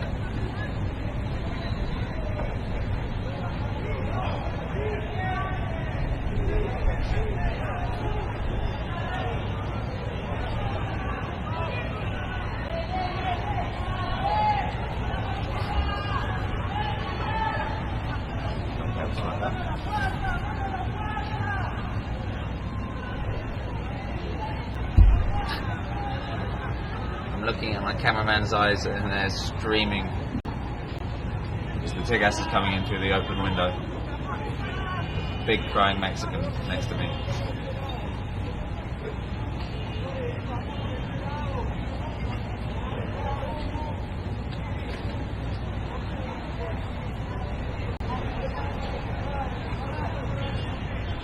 You can see the protesters retreating now.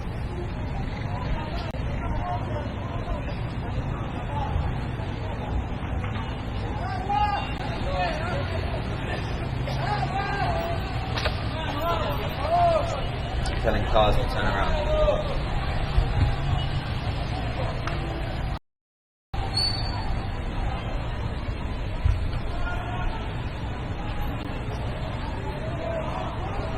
Bring mallows in their eyes. They're running.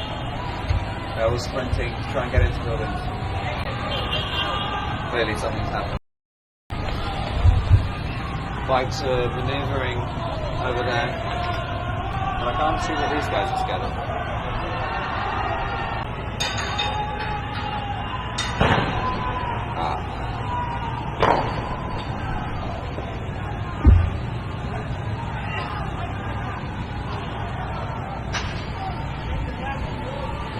Tear gas coming from the other side.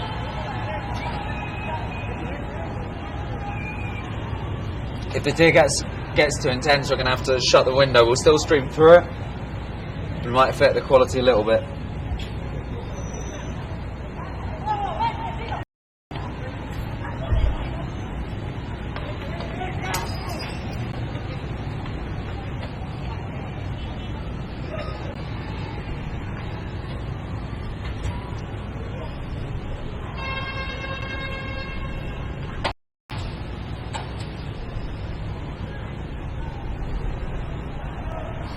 And yet again, the square's empty.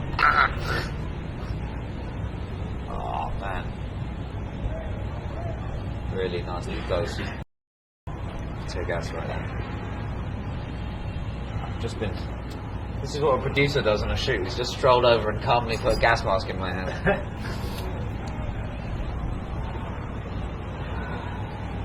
And now I'm back. Safe behind 500 quid's worth of military technology.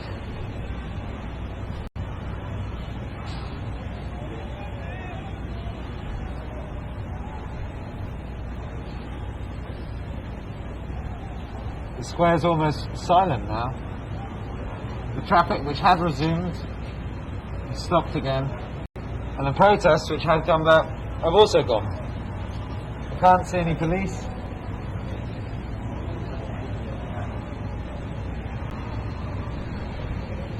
Well, what my Venezuelan mates tell me. I'm being laughed at by some Venezuelans for wearing a gas mask. What my Venezuelan mates tell me.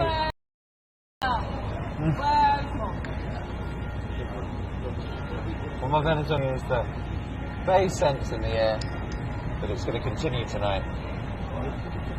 I can see that, but I think in small doses. I think that every time protesters come back and they're hit with more tear gas, a few people decide that enough's enough and they go home.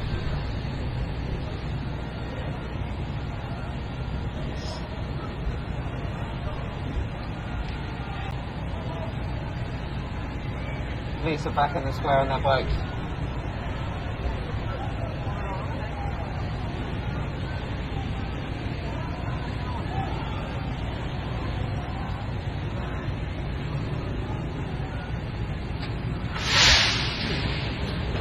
The response to that is a firework.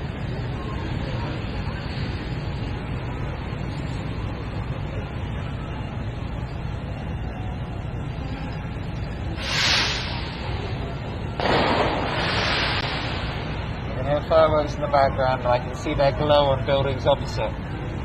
Right. They're not direct side.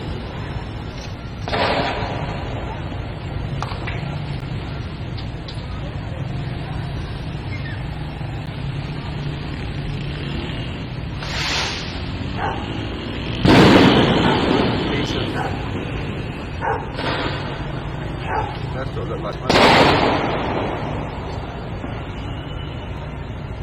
And there are explosions once again in Archival Square.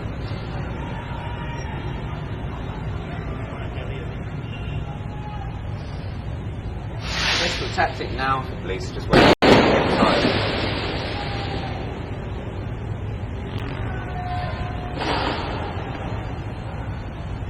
In this conflict, the protesters are doing all the heavy lifting.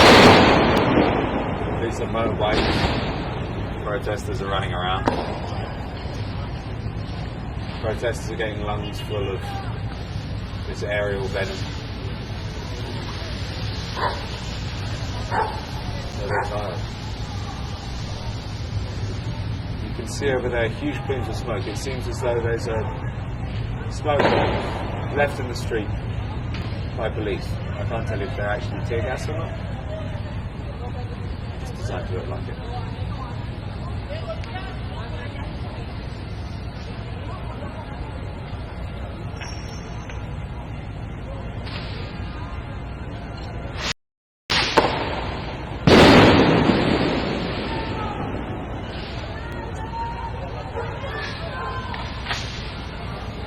This is Vice News broadcasting live Caracas.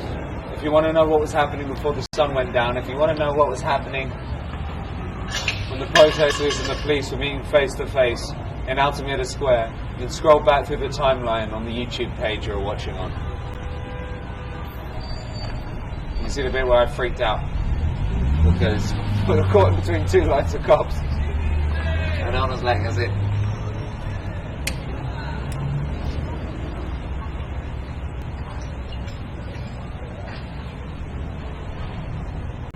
This is now the 5th violent protest I've been to in Venezuela in the last 11 days, maybe 12 days.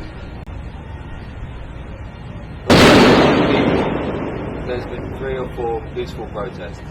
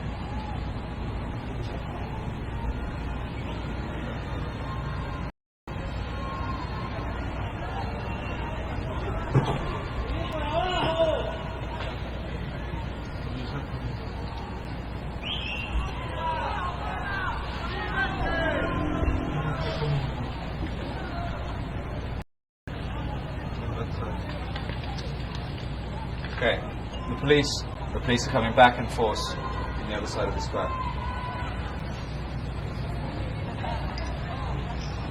And they're clearing the way with tear gas. I can smell it up there.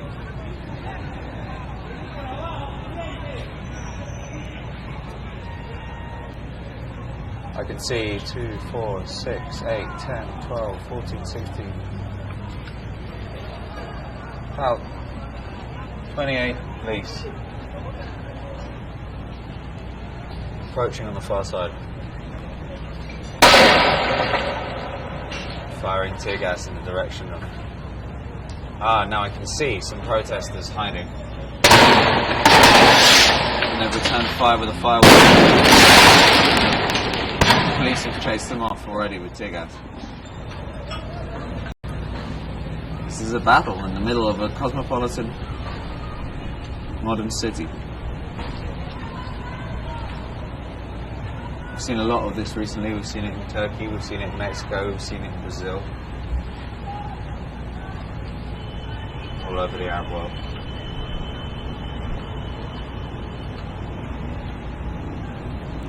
Now I can see a lot of police on our side.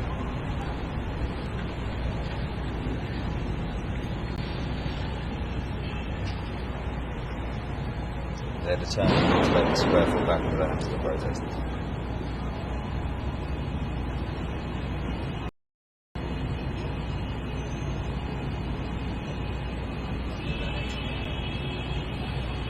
And everyone in Altamira Square is watching from their windows. The horns you can hear in the far distance are people honking in support of these protesters.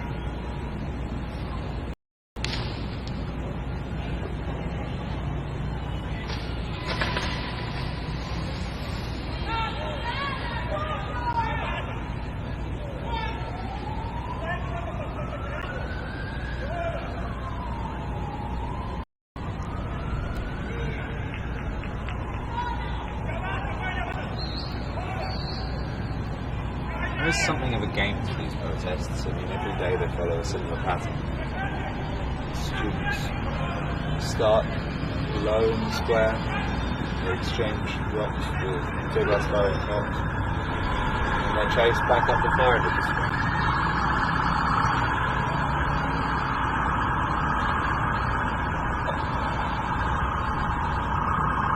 When I spoke to the leader of the opposition a couple of days ago, Enrique Riles, he told me that he thought the people of Altamira Square needed to realize that if they wanted real change in Venezuela, and they had to realize that fighting wasn't going to endear them to the people in the barrio, the full majority of Venezuela. Right, you can go, please. Slipping forwards. In the distance I can hear protesters in.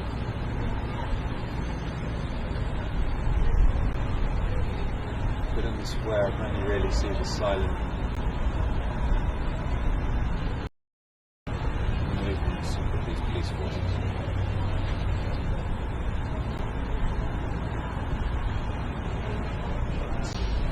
This is Vice News, reporting live on YouTube. Altamira Square, Caracas, Venezuela.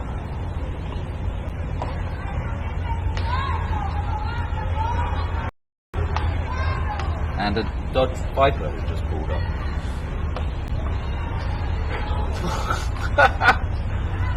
An incredibly expensive sports car has just driven gingerly into the battle arena. And the owner looks in a bit of a hurry to get inside the gates. Understandable.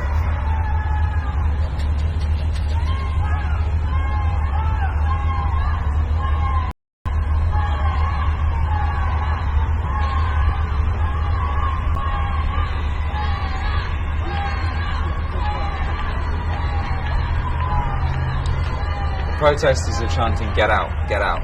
Or maybe they're even the locals. I can't tell at the moment. They're chanting, get out, please.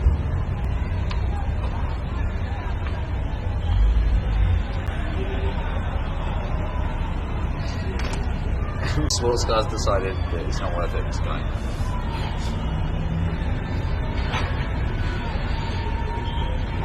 It reminds me of a time, if you'll let me tell an anecdote, Vice News. I was reporting from a anti-capitalism riot in the middle of Berlin, and a limo somehow took a wrong turn and ended up in the middle of it, surrounded by anarchists.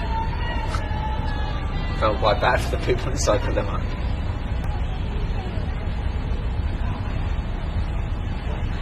More police support arriving.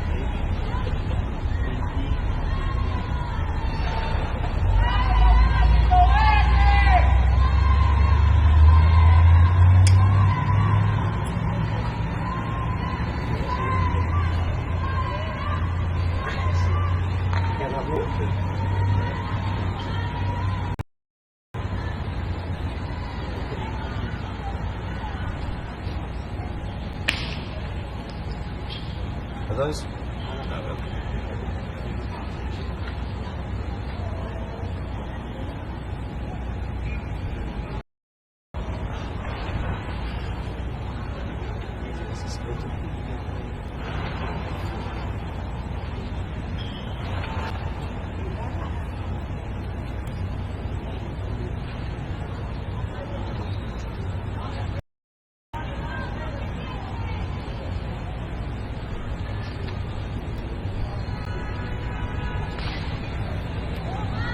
You're watching live from Venezuela.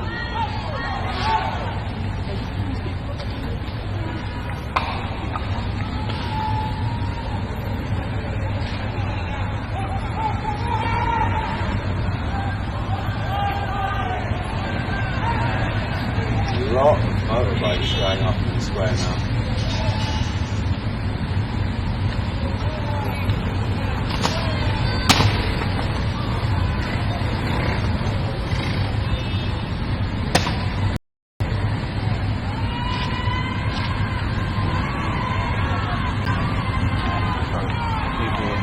Shout, get out.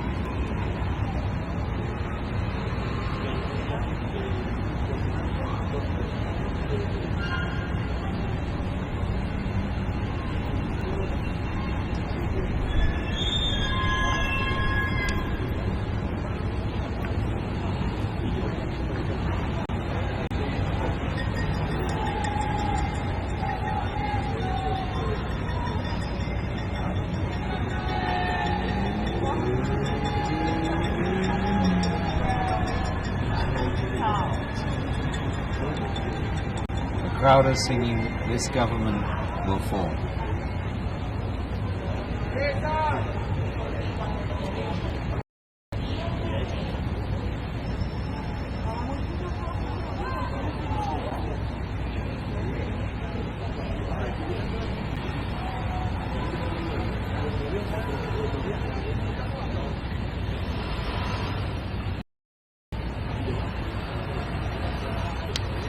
Vice News presiding over a live stream of an uneasy calm in Altamira Square, Caracas, Venezuela.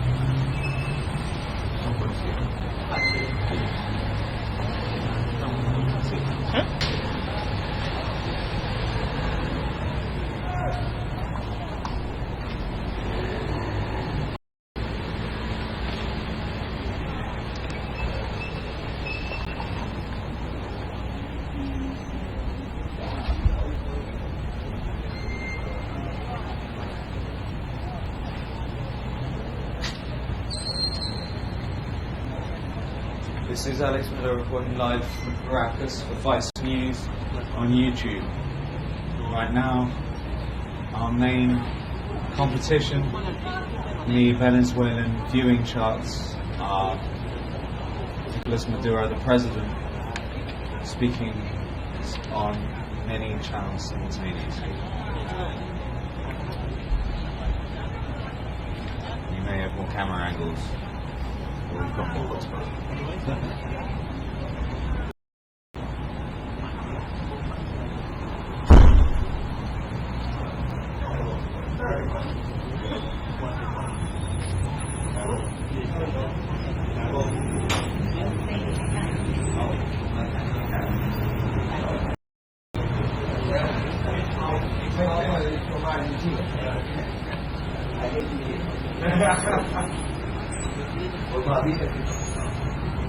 What do you think about that?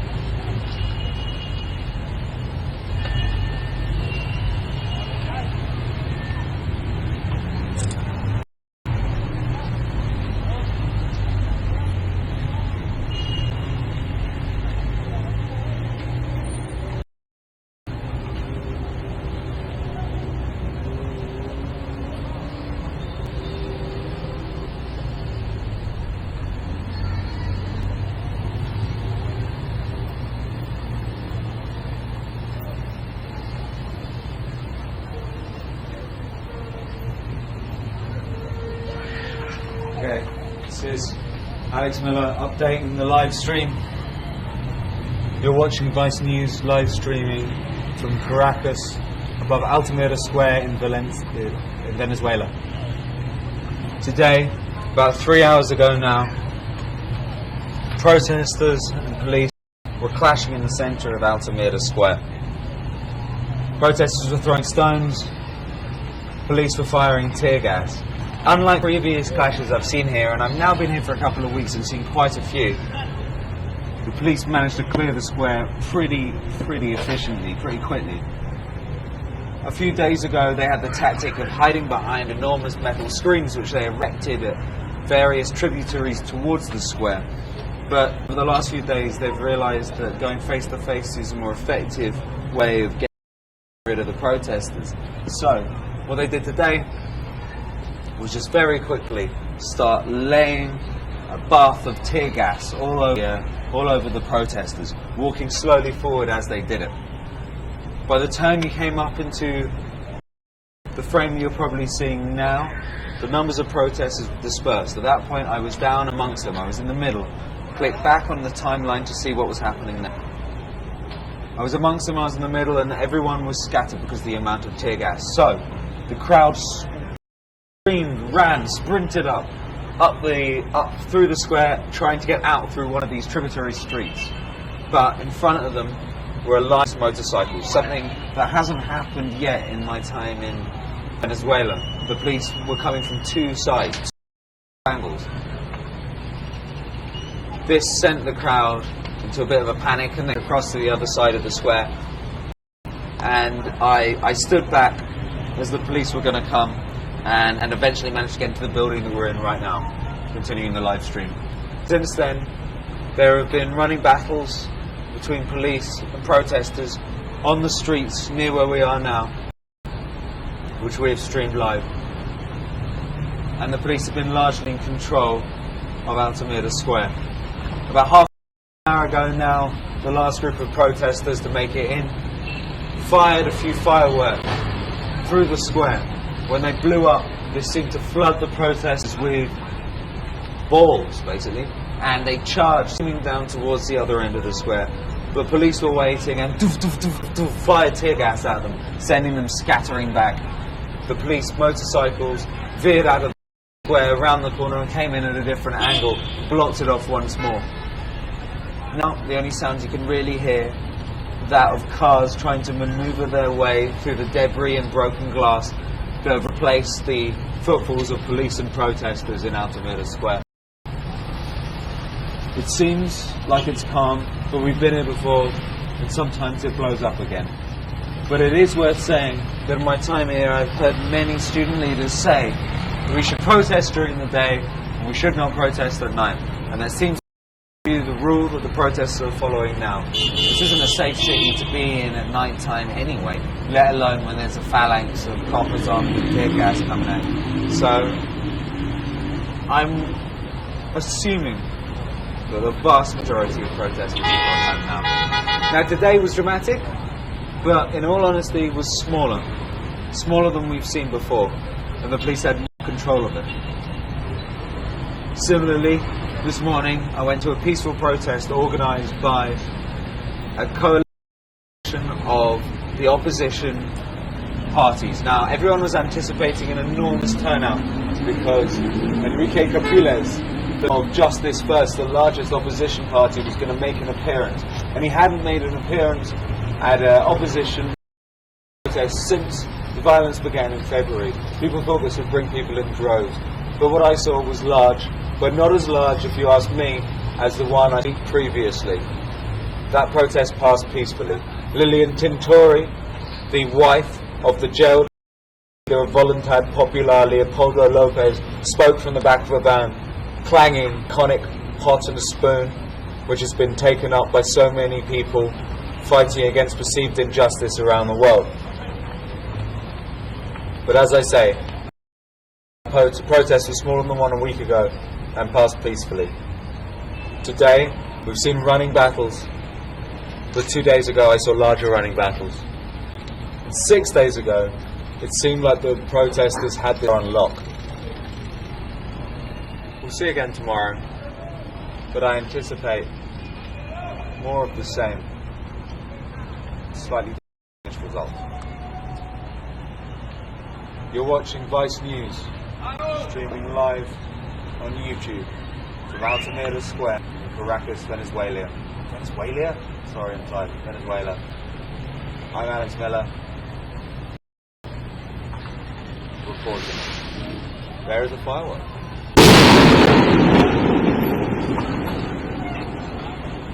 Now, will that be followed by a stream of protesters? Often, firework goes off. It signals a beginning of a return to a violent state. Some of the cars beneath me clearly think that because they're doing U-turns in a one-way street just to get out of it.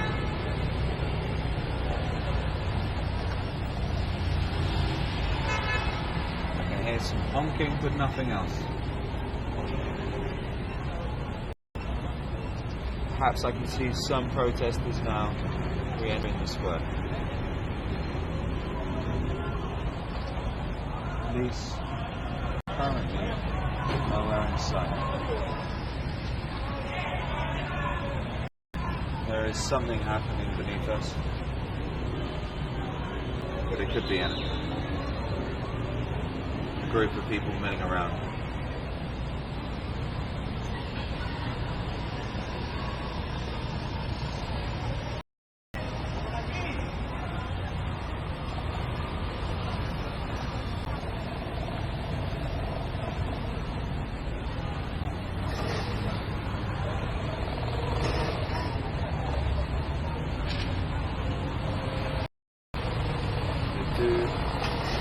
Appear to be protesters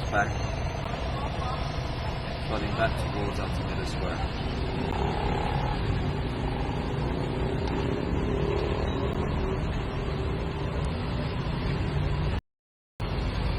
Yeah, small number of protesters, maybe 20, walking to the square.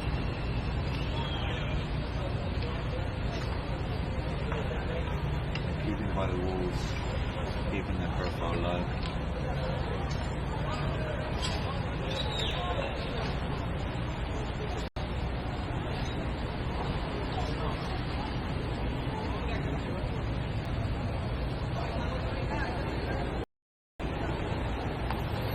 Can't see the police.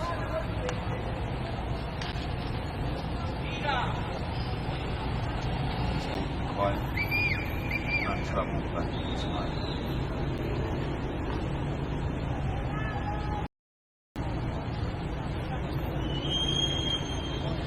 I count 22.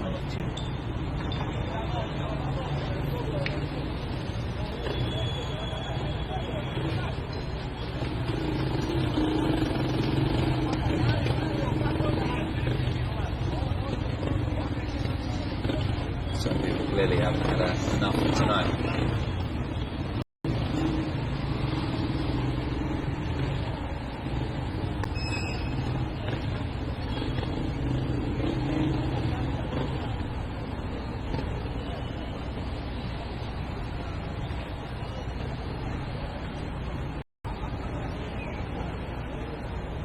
You've got the Zoom, the police will do it.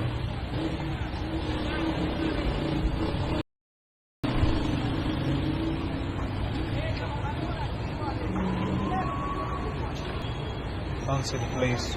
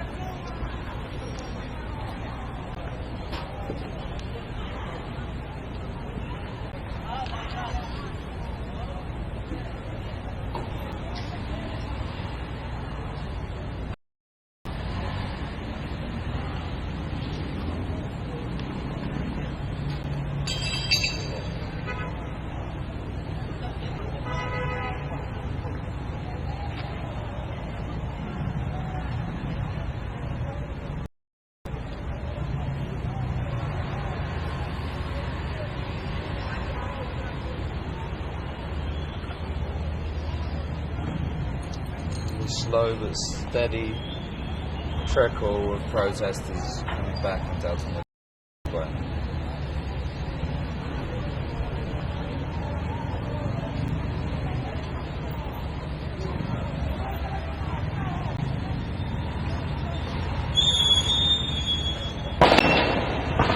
Tear gas. Inevitable tear gas.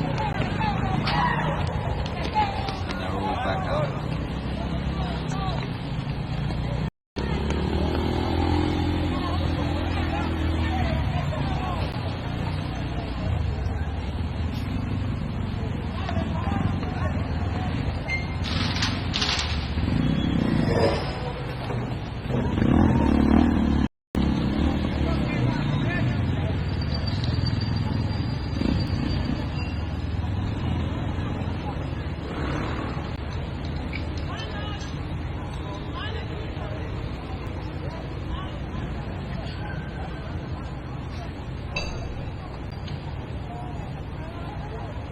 Think we got enough for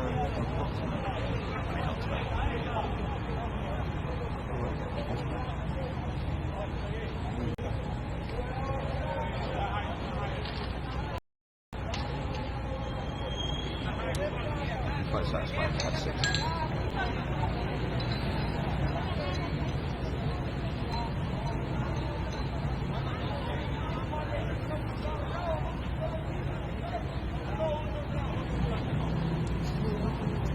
what are the odds on getting one out?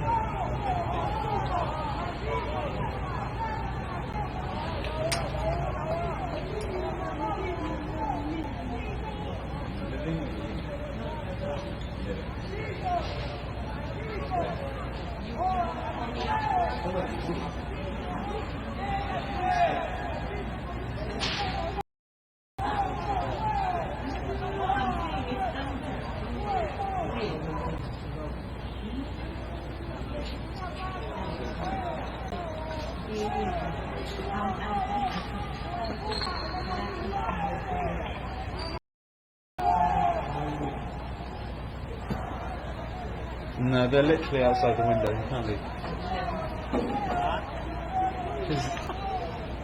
These guys go up here, And when the tear gas comes in, the police comes down here.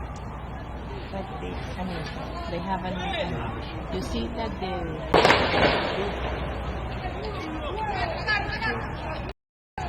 Okay, up.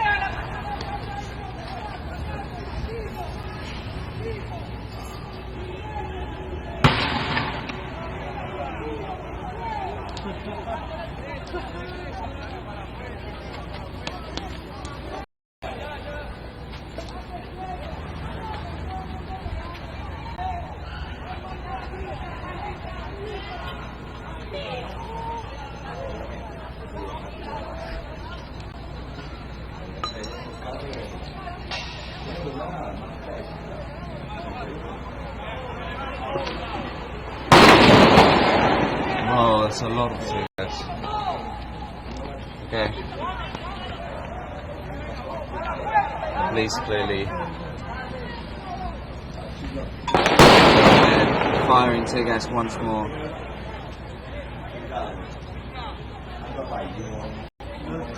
You're watching Vice News, streaming live on YouTube, Altamira Square in Caracas, Venezuela.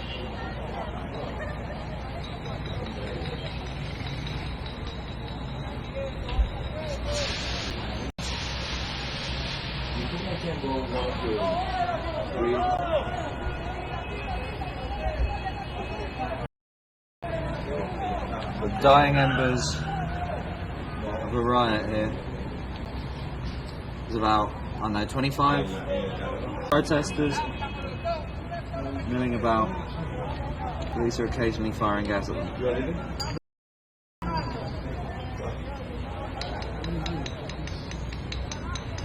Yeah, what I'm going to do is this. I'm going to cross the square.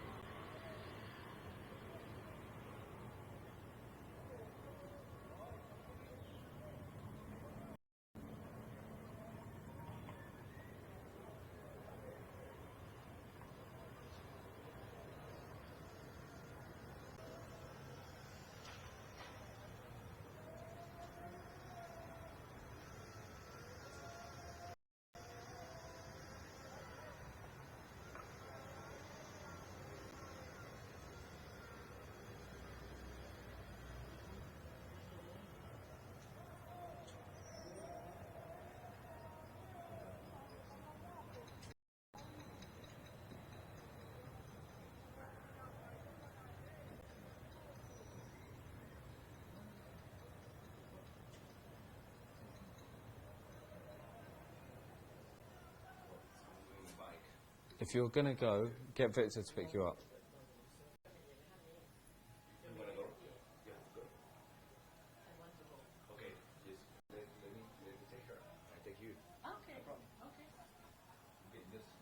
Do you have a radio?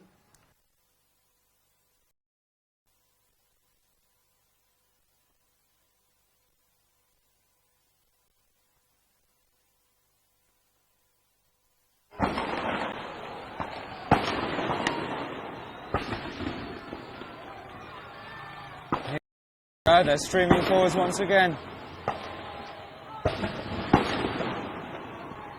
An enormous series of explosions. And here comes the gas.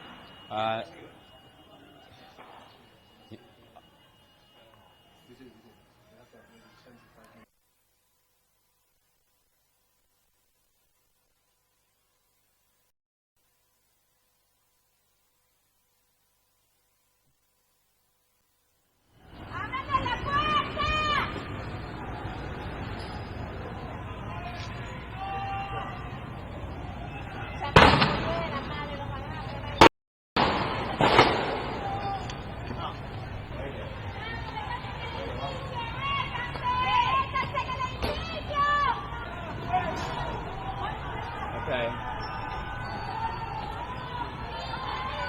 Well, I'm definitely picking up over.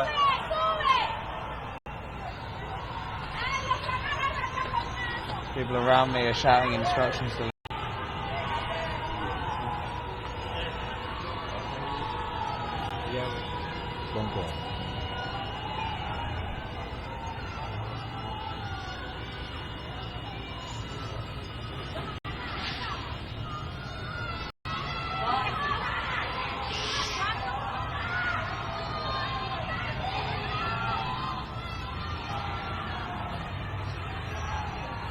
Okay, something's happening up there. The people are screaming from the flats around.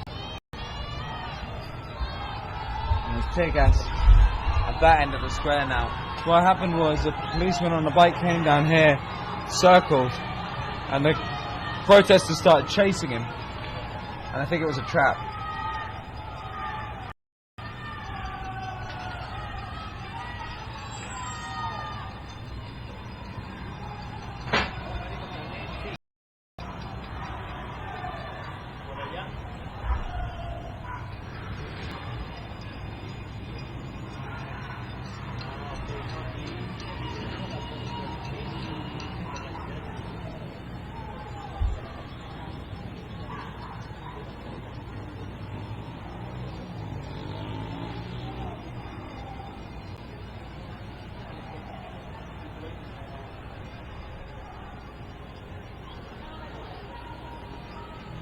no, es policía bolivariana.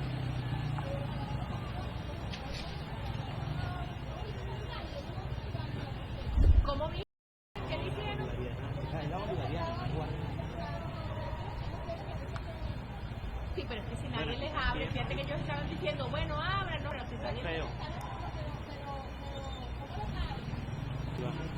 no tienes control, porque nosotros les abrimos los días a uno, pero desde arriba con el control les abrimos y la puerta se abre.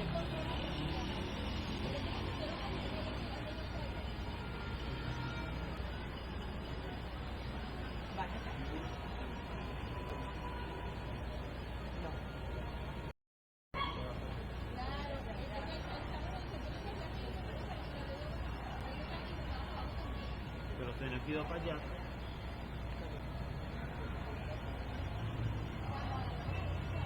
¿Sí?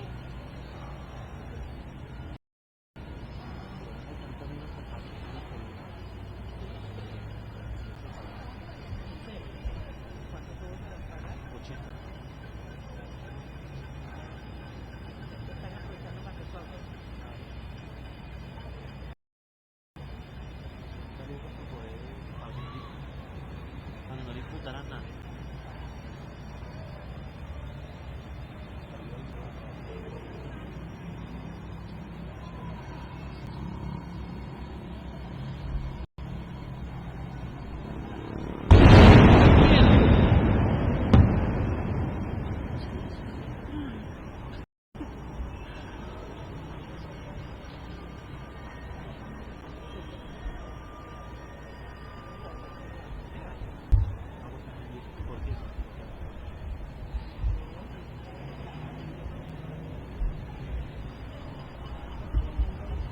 ¿Y ustedes cómo se van?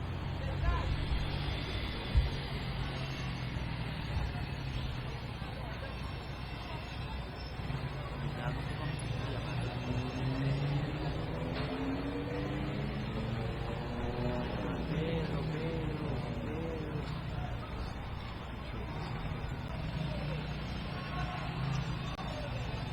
No, para abajo y vienen otra vez.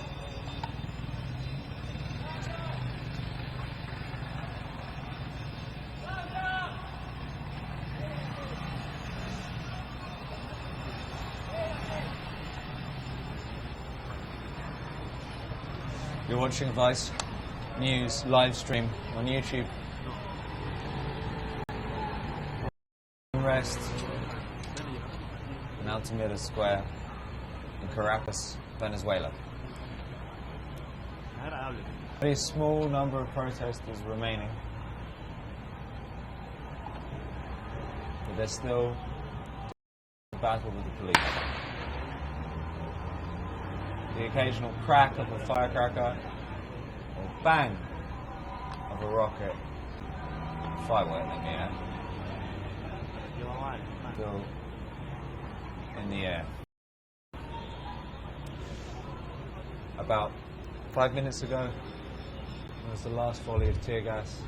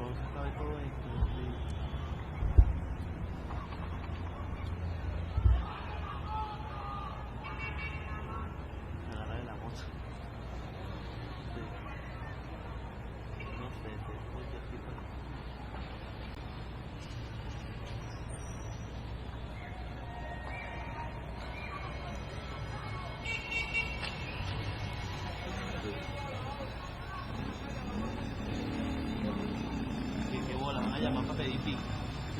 Mierda.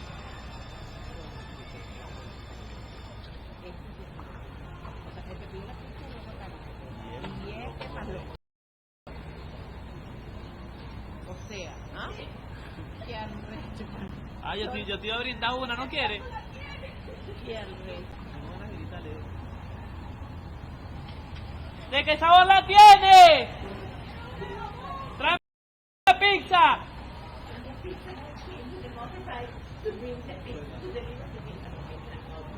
Sí, es arrecha, la gente es arrecha, ¿vale?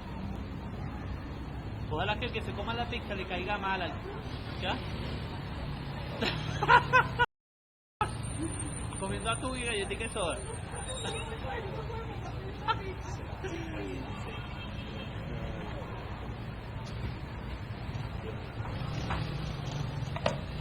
Nos regalan comida atún.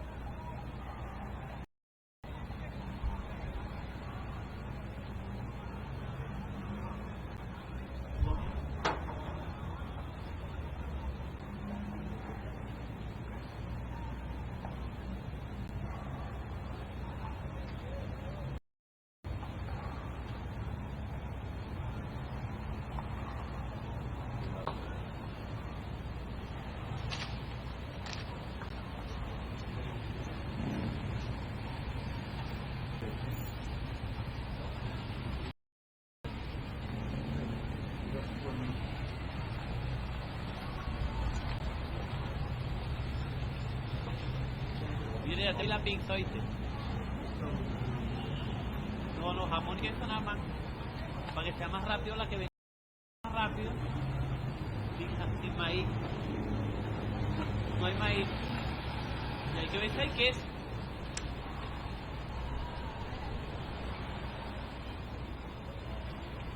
Yo me estuve tomando ibuprofeno del dolor de cabeza que tenía.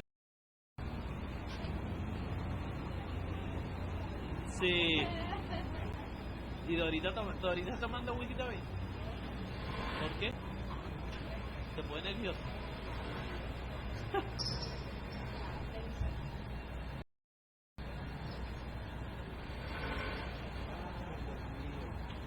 La residencia de Elena.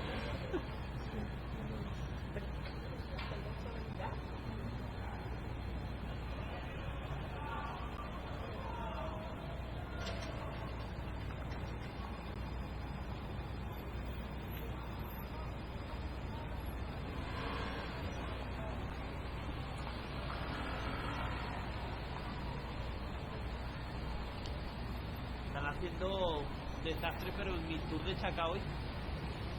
En el mi tour de Chacao. Sí. Lo que quieren es que los bichos se vayan para allá.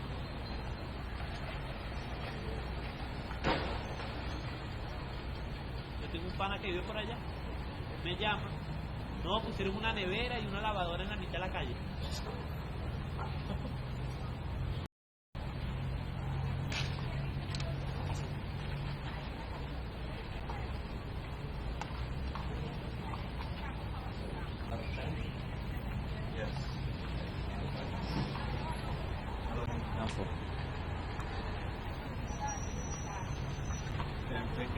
Alright, we're about to change battery, vice viewers. We'll be down for 1 minute. Stay with us.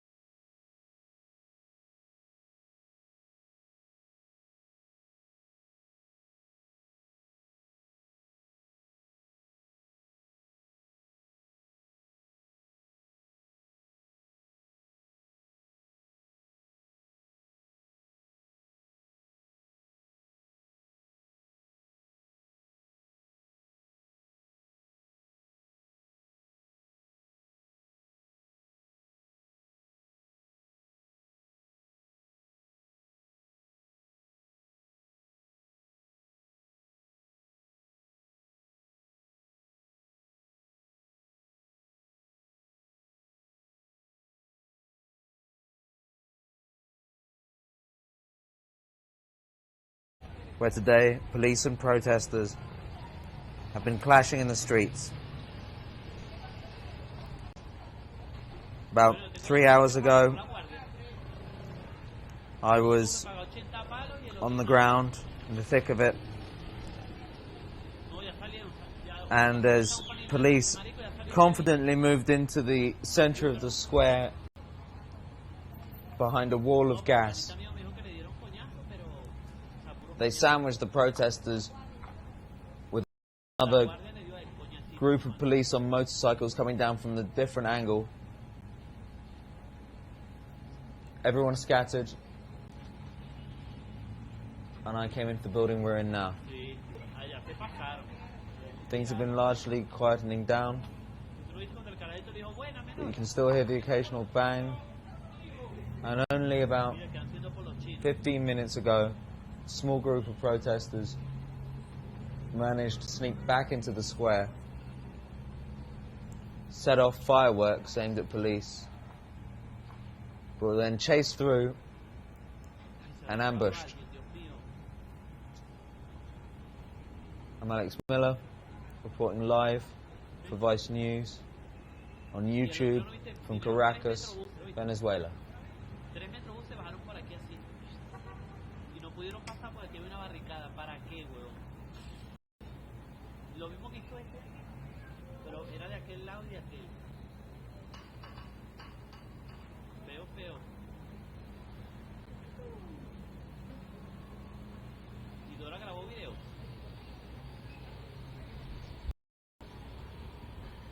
¿Y tú? ¿Te lo robaron? Ah.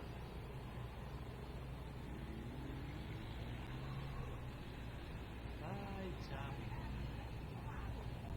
Sí, bueno, hay que escribirle a Ramón, muchacho, que corte los árboles. Quiero ir un Twitter, papi, corte los árboles.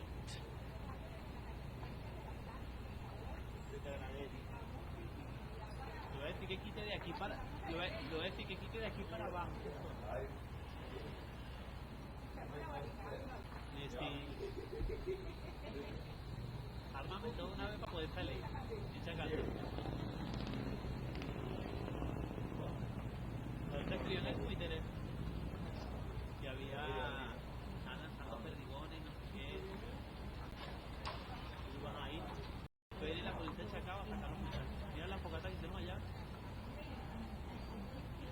En Yamí.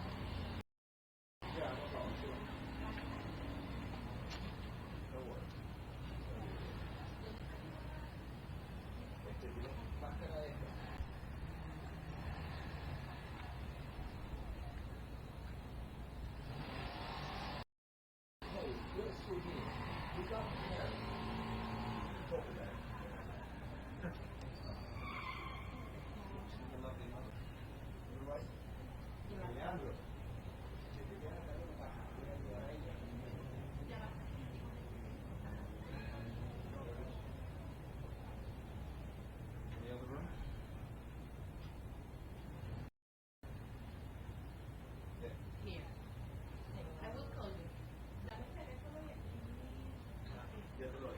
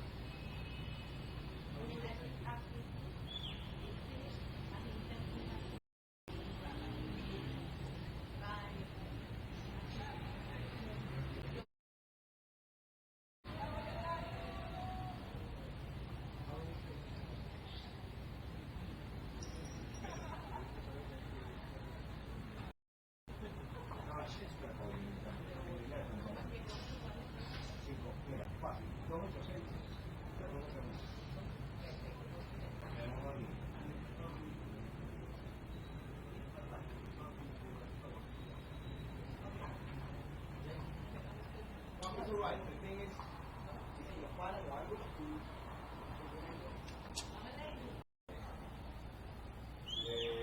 evidence.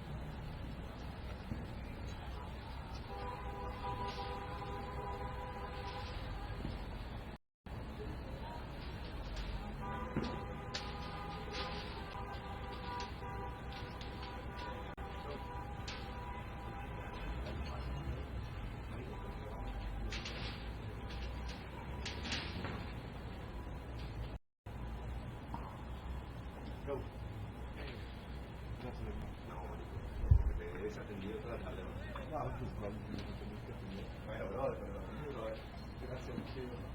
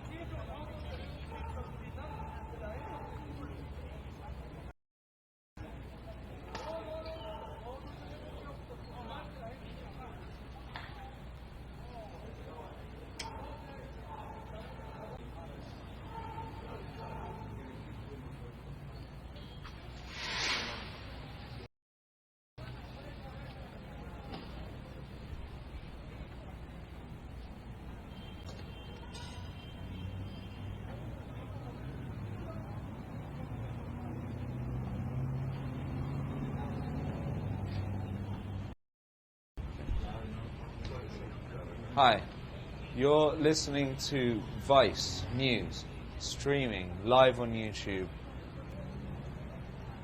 Altamira Square in Caracas, Venezuela. We've been streaming for 4 hours now. The protests here are simmering. I'm seeing fireworks explode in Altamira Square. I'm seeing people set fire to barricades. It is no longer the running battles of police and protesters that we were seeing earlier, but it's a bunch of people sending out a message that they're not going anywhere. They're spreading petrol on barricades, setting them ablaze. They're firing fireworks into the air, almost as though they were taunting the police. I haven't seen any police now for a while. Maybe they're just going to let these guys play it out. It's just the small number of people left in the square.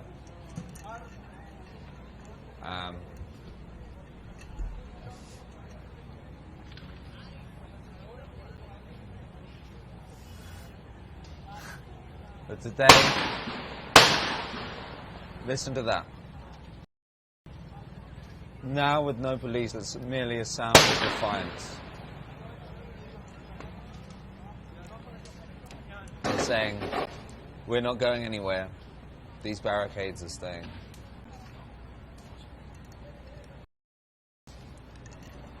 There may be, these protesters may have to wait for change in Venezuela. I mean, there may not be any change in Venezuela. But right now, they're motivated and they're not looking to give up anytime soon. I can see 3 burning barricades in Altamira, and it's dark and it's empty. It's all a little sad.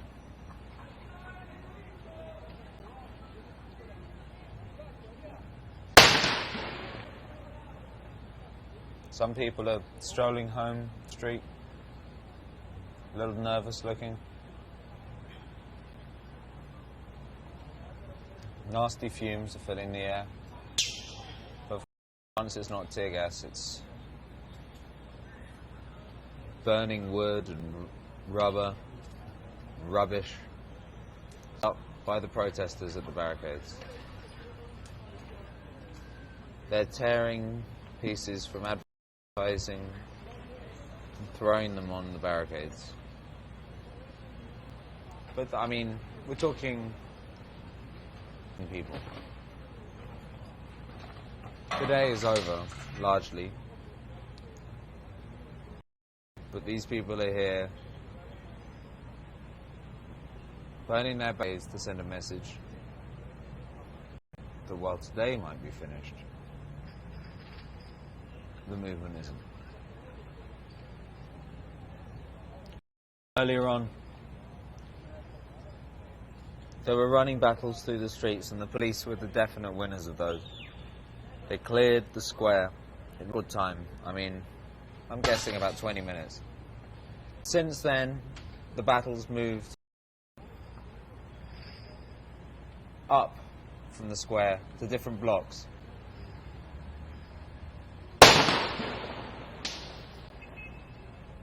And now, as night fallen, the protesters are back in here, or at least some of them are. Anyway, it smells horrible, because they're burning horrible stuff. I mean, you know, it's hard to work out which is nastier, like the noxious plastic they're burning now, or the tear gas that was flying through the air earlier. At least the tear gas has probably been tested on monkeys. This stuff, no one knows what it does to you.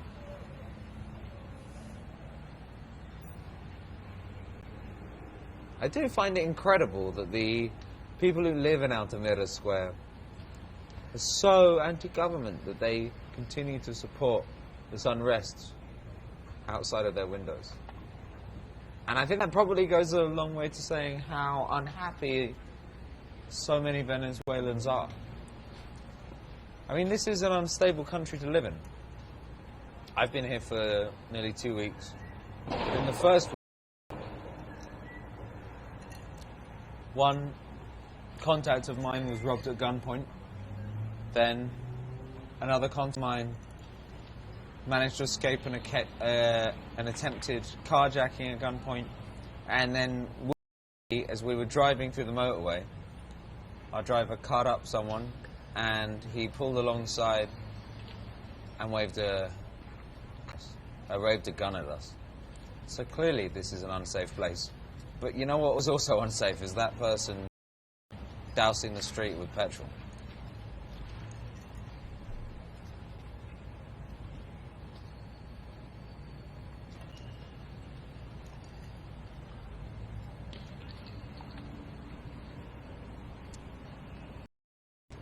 I don't think Venezuela's at the brink. I don't think we're going to see a Latin spring. I think this is more akin to the movements in Brazil and Mexico of the recent years. And I think that everyone should keep an eye on it. We may be looking at Ukraine right now, and Lord knows we should be, but keep an eye on Venezuela, much like you should keep an eye on Brazil. Because they're happening here. And Vice News will be here to report on it.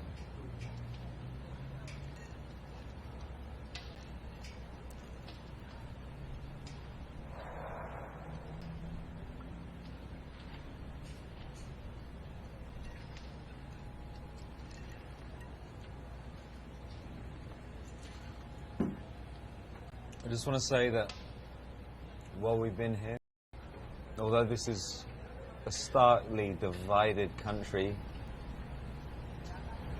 the people we've met have been amazing. They have been so helpful. They've been philosophical, and they understand the struggle from both sides of the political divide. And I know what you're seeing now is people burning things in the center of the town they live in. But honestly, I think that the majority of people here want calm and peace.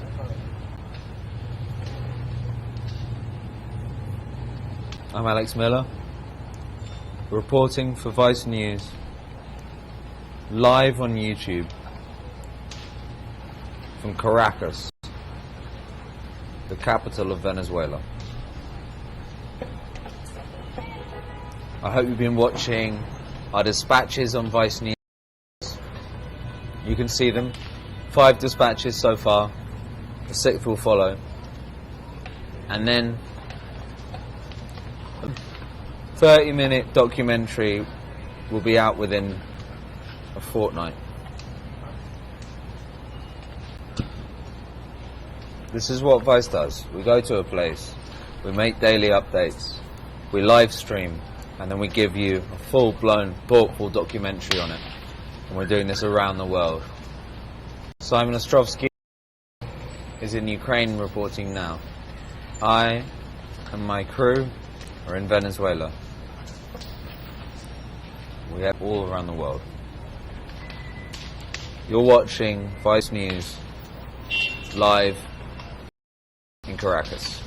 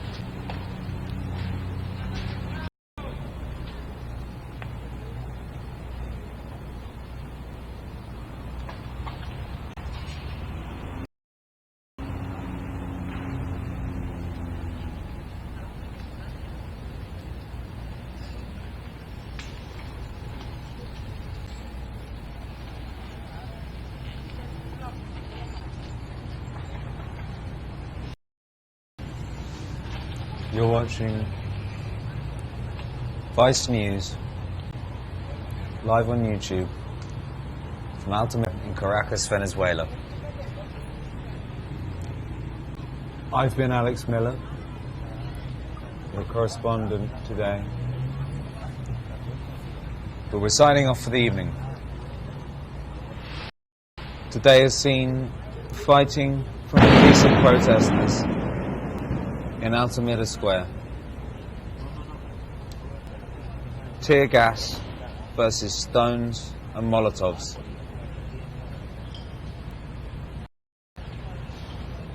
But now the battle's moved elsewhere,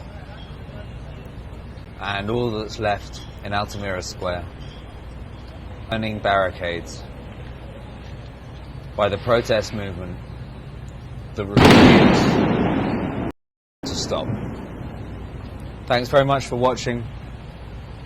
You've been Vice News. I'm Alex Miller. Good night.